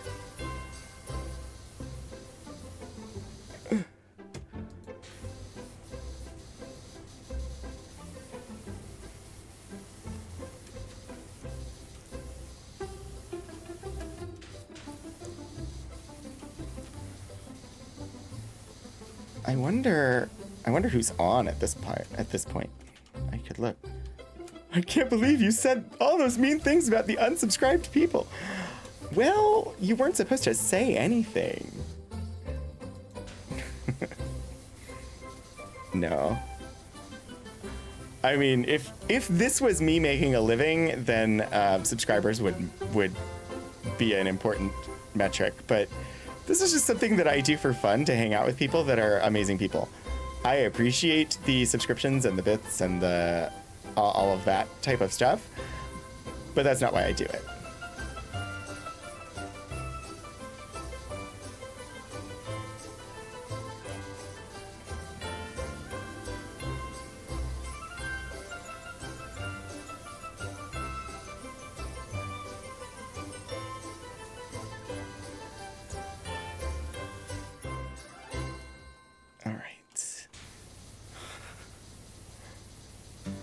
I have done more of this map than I thought I was going to, but it's still so far from done.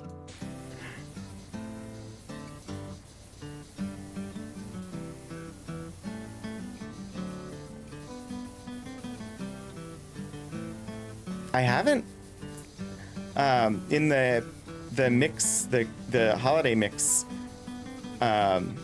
nobody's gone a wassailing.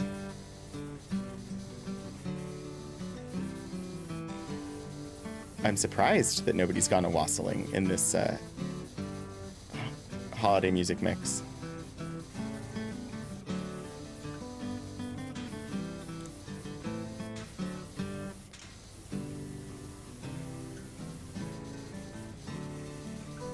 That's a pretty scene.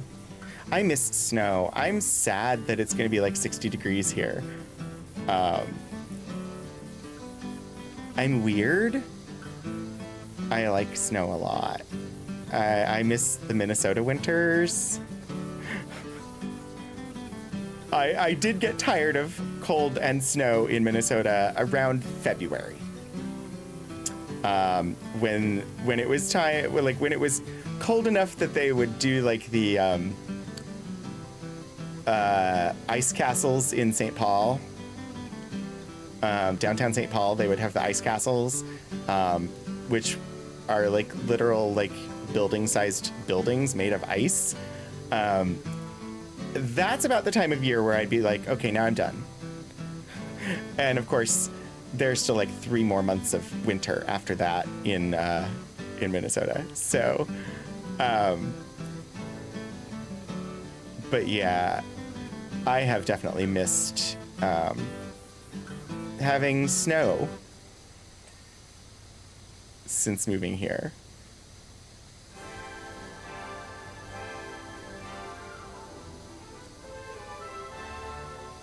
It is sometimes nice to be able to go outside and not have my face hurt from the cold. And it would definitely be a weird thing to say that I do miss going outside and having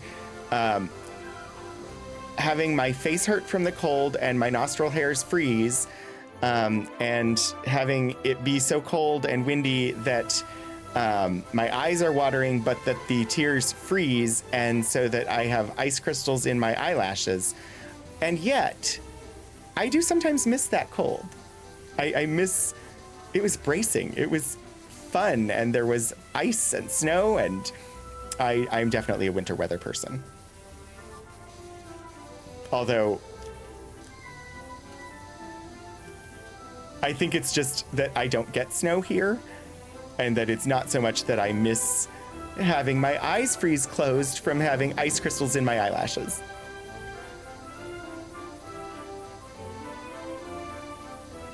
Because who would want that? Not me. I really just want snow.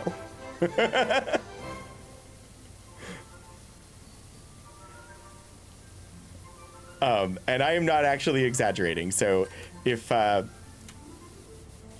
you know who Caitlin Bruder is, wish her well for the bitter, bitter cold coming the next couple of months. The coldest temperature that I experienced while I was there was right around -40 degrees, which I believe is -40 Fahrenheit and Celsius. I believe -40 is right around where they become identical. Yeah, just having some snow to look at would be lovely.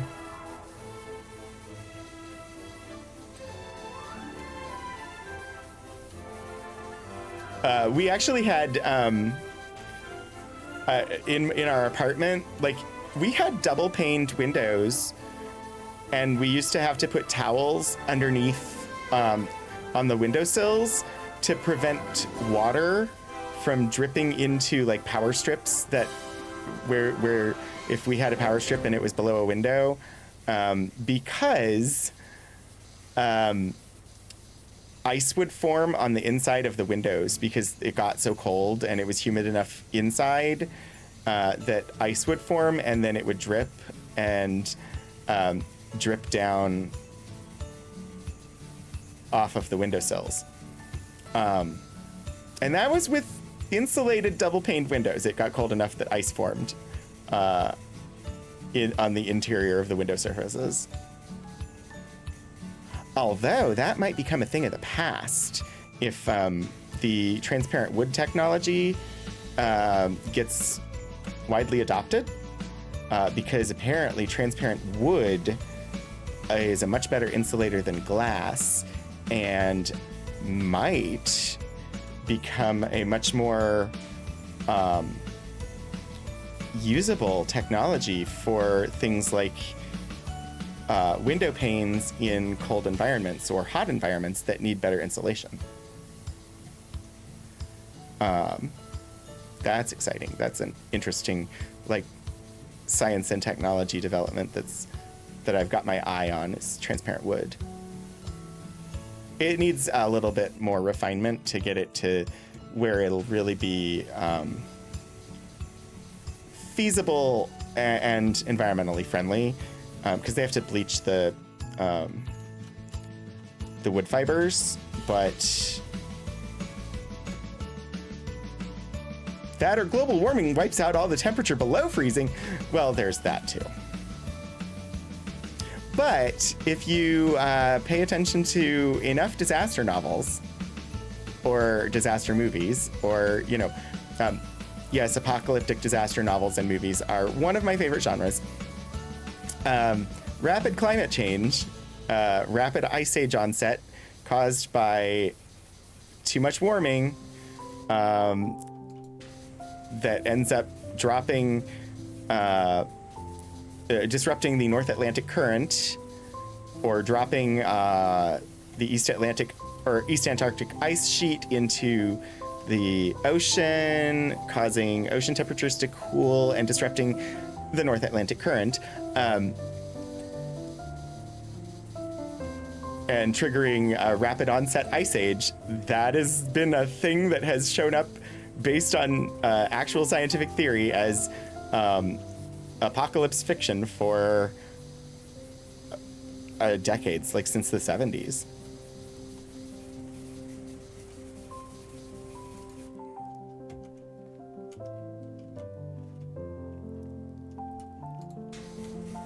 So just because it gets really, really hot doesn't necessarily mean that it won't immediately become really, really cold.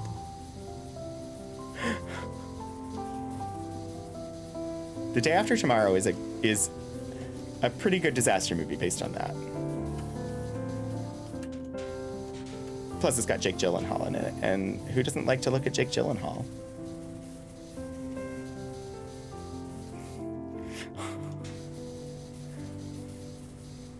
This ski does not want to get clean.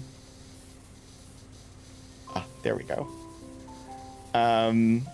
Yeah, so basically done, except the entire elf work area and this little part here in the middle, so complex. It will take a while to clean all of this. I don't know how quickly I could do it. Roland Emmerich just hates the world.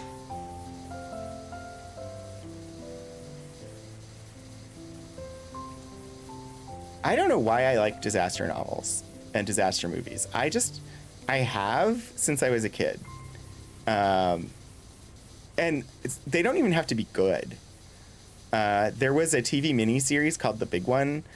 It was one of my favorites. There's a novel that's just called Ice with an exclamation point that also was one of my favorites.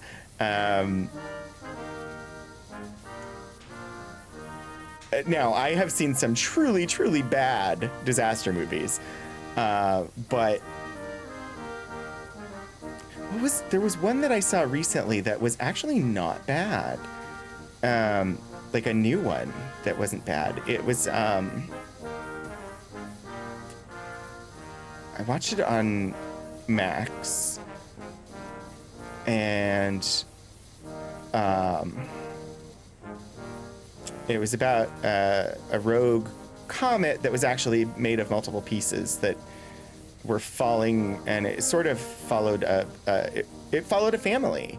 It had Marina Baccarin and I don't remember the guy's name. He had a Scottish accent. I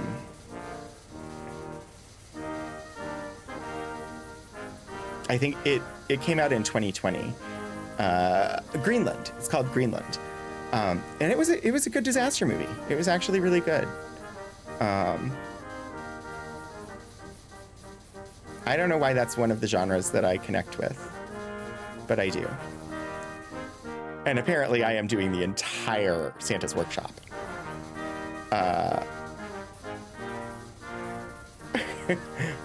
So thanks for hanging out, everybody. It's great to have you here. I hope that you're enjoying your holiday time, or avoiding holiday time as much as possible if you choose to. Sadly, I have holiday music on, so I assume you all are enjoying holiday time if you're here. But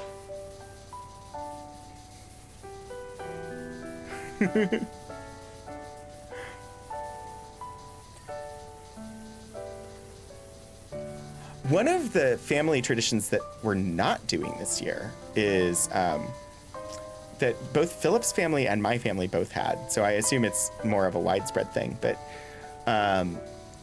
is having an orange in your stocking on Christmas morning. I don't know why the, like, having an orange in your Christmas stocking is a thing. I do know that enough of my family and Philip's family know that I don't like oranges, that I don't get oranges in my stocking anymore. But usually I will end up getting a grapefruit instead because I do like grapefruit. But a citrus fruit in the stocking. I'm not sure where that tradition comes from, but both his family and mine have had that as a tradition. But yeah, we're not doing much this year. Neither of us have really had the energy to try and plan anything at this point, so it's mostly just relaxation.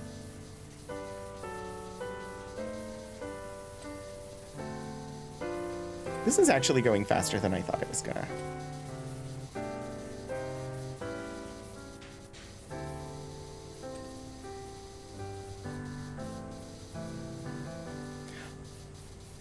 It reminds me a little bit of, and I don't know why, it reminds me a little bit of Lara Croft's Treasure Room. This level does.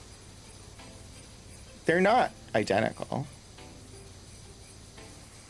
But that one also is deceptively small. Like, the actual, like, space to be cleaned is much bigger than it seems like it would be.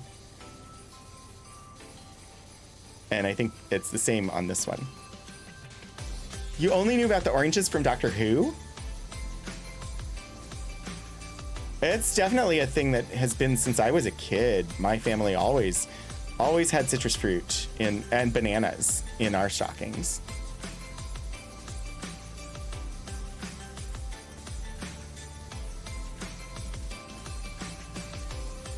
Philip's family does the citrus fruit and iTunes gift cards.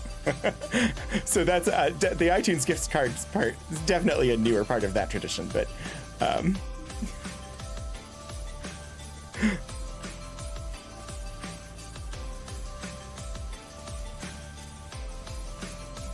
don't know.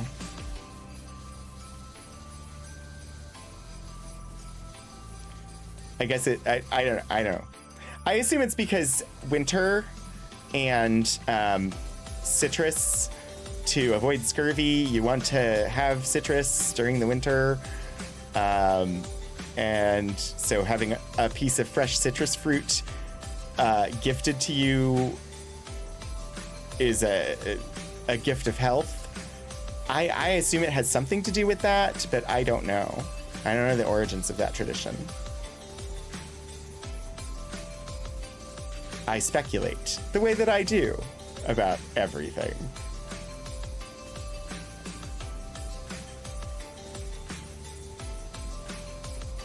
All right, how are we doing? Pretty soon these little workshop tables are going to be clean, and then basically the entire shop will be clean.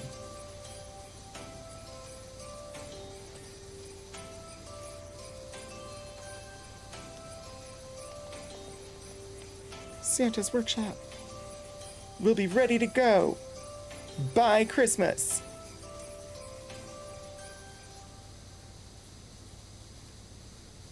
Or gay Christmas. Or it doesn't have to be by Christmas. But, I mean, there's nothing wrong with by Christmas either. Right? I don't know. I don't know why my brain just did that, but it did. Okay, this song reminds me of Peanuts. It's not, but it reminds me of the Peanuts Christmas.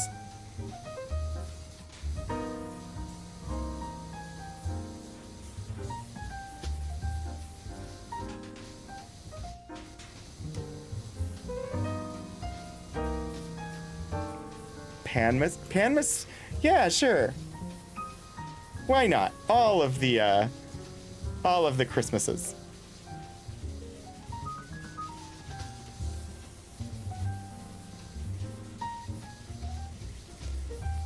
I made Steven do Absmas earlier. I know there are people that watch Steven's stream that really don't like the abs hat. And I don't know, I just love the pun. I love the story behind the abs hat. And I think that it was well made. It looks like what it is. A tiny hat abs. And so somehow it just became the one that I request all the time. I don't have abs. I'm not even particularly concerned with abs. And yet, I love the hat.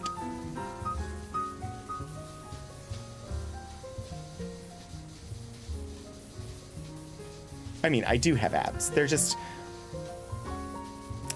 is a lovely coating of flesh that covers over them so that most people cannot see them. We all have abs. That most of us just keep safe and tucked away. Exactly. The extender on this is getting in my way. There.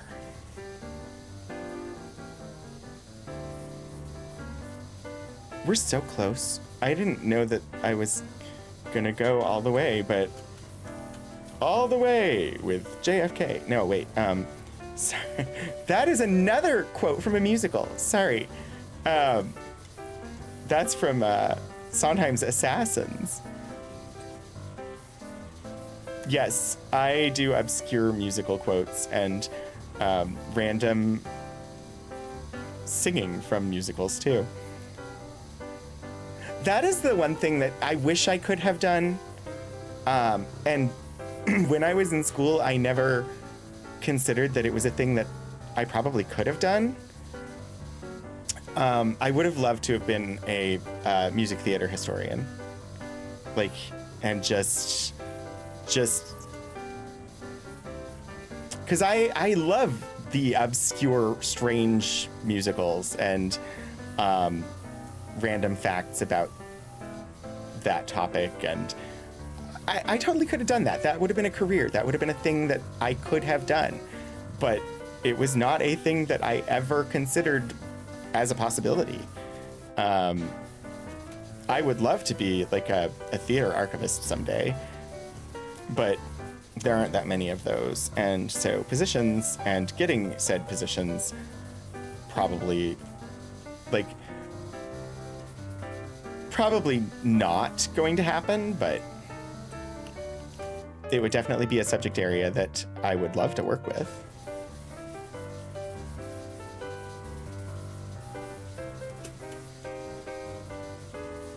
That or sci-fi or like things that I'm particularly interested in. It would be lovely to someday work specifically with a subject area that I would enjoy because I enjoy the subject area.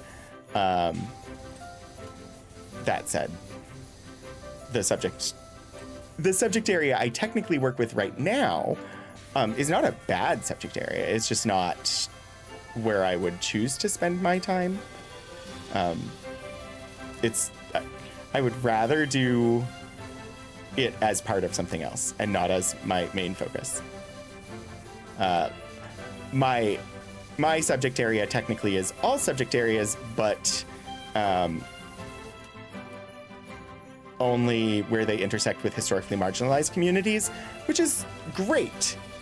Like LGBTQ and Black history and Asian American and Latin American and like all of the like minority community stuff, and trying to make sure that we're documenting that within the subject areas that we collect. Excellent, excellent thing. I'm not an expert on this, or I wasn't. And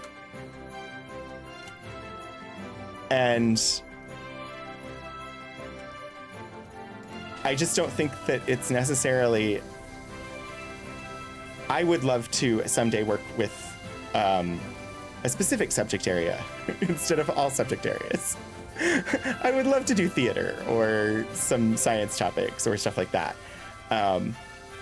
And within that, of course, I would continue to look at topics of diversity and et cetera, but it's definitely a challenge. We're basically done. Let me see what I've missed. It looks like part of the Christmas tree. We're not 100% on the Christmas tree, so let's take on the remainder of Treemas.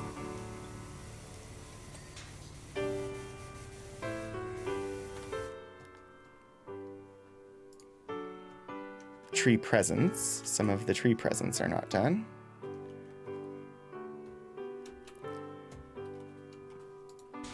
Because I do enjoy working with the historically marginalized community items. But I think there are people who would do it better than me.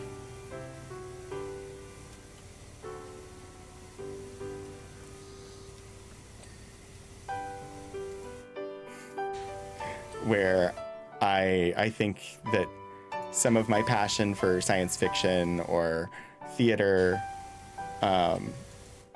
someday I would like to get to work with those.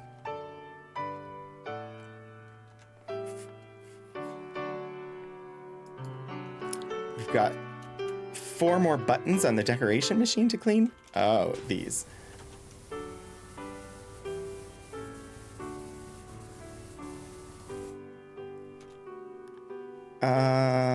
Control panel. Oh. Yeah, I didn't clean the bottom of this thing. Oopsie. What's next? Decoration machine pipes. Oh, hello. That one. Vent. Yeah, I didn't do such a great job with the decoration machine, did I?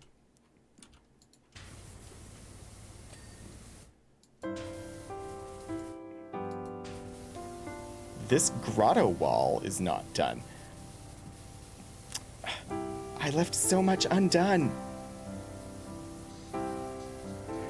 I also didn't think I was going to finish it today, so that makes sense that I left it undone. You all get the random commentary from me. Oh, geez. Hello. Yeah, there's a lot of things I missed over here. Come on, grotto wall. Oh, I need to get behind the flags, I think. Yeah. We're almost done. Vent pipe, another vent pipe here.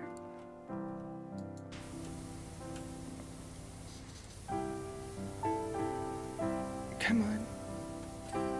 All right, got that one. Next. Fireplace candle. We missed one of the fireplace candles. Which one? That one. And it's clean. Fireplace gonk. I tried. And somehow I could not get that. Sure, spraying water inside of what was clearly an air vent on the side of the present machine should do it wonders. I mean, I'm just here to clean things. I don't care if they work afterwards. Mantle pillars? Ah.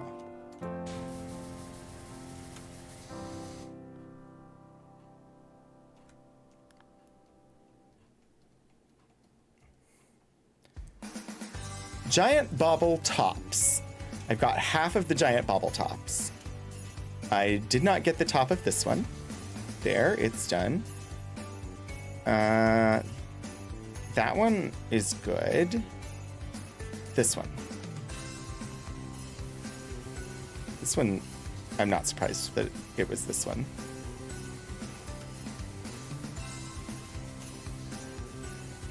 And done. Next, giant bauble. It's got to be this one over here in the corner that I didn't do. Unless it short circuits from being waterlogged, it will dry. Yeah. Up. And, oh. Yeah, I didn't do this corner very well at all, did I? It's the difference between I'm now finishing it and I didn't think I was going to finish it. So I wasn't doing detail. But now I am? All right. Grotto skirting. I always miss one of these. Which one did I miss? It's this one. It's always this one, too. Mainly because this one's hard. There we go. Lanterns. I've not gotten quite all of them. Hello, lantern. That's that. That one up there. And that one over there.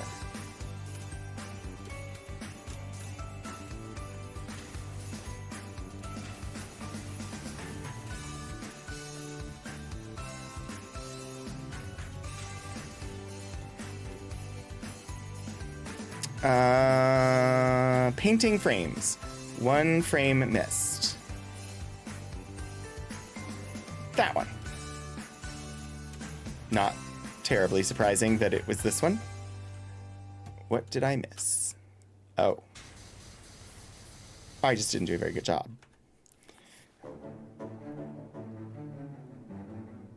Processing machine lights. Processing machine?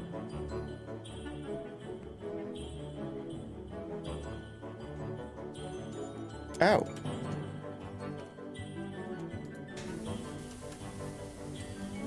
Done. Base of the sleigh.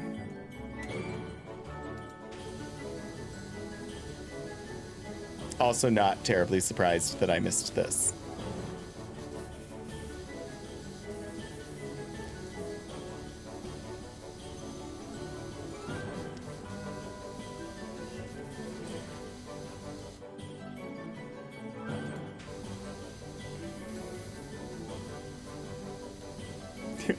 I'm moving my head like I know there are lots of I think it's because it's a bonus and they assume that you've played everything and so they're willing to do more fiddly bits. I know that with the Back to the Future as well, it was the same way. Like there were some really finicky parts and I think it's because they expect that you've already played a lot. And then the Back to the Future was the first thing that Eric tried to do, and I felt so bad. I was like, oh dear, you don't know all of the like ways in which you need to look for it to try and trick you. Small grotto ceiling beams. It's gonna be small grotto ceiling beams. Oh, I see. But he still had fun with it. I felt really bad because it was like, oh, that's probably not where you want to start, but oh well.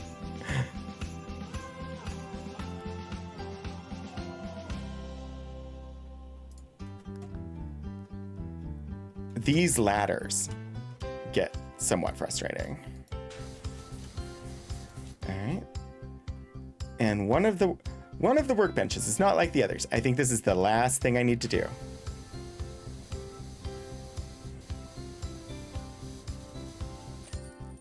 Job complete.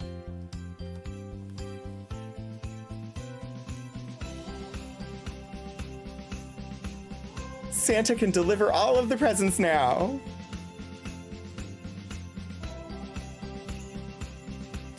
Thanks to you, Christmas is saved! All the machines are back up and running and every present has been made, wrapped and packed tightly in Santa's sack of infinity, ready for delivery. Unsurprisingly, Ivor's new invention was a flat no from Santa.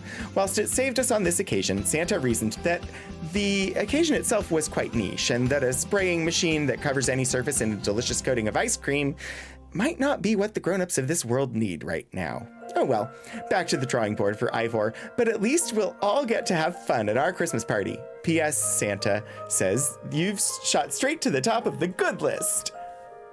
Yatta! So fun. This game is just, it's so good. I do need to stop though. Santa's sack of infinity, yes. Gosh, I've gone nearly 5 hours. I was having too much fun. But I'm gonna need to actually like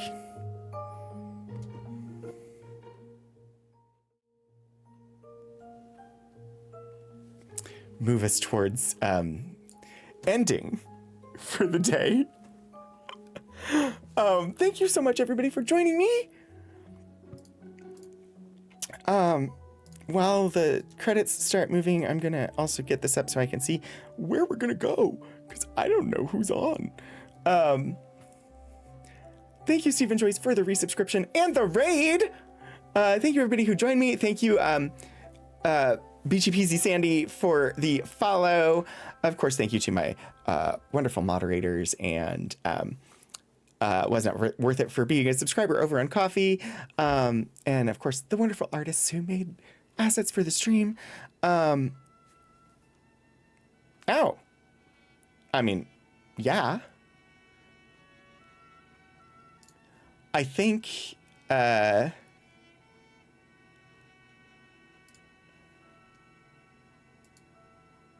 going to pop on over to Cypher of Tyr, because that just feels appropriate. Even though I'm not on Team Cypher, there's probably someone here who started their day with Urban Bohemian and stuck around through Stephen Joyce and me. So heading on over to Cypher makes sense.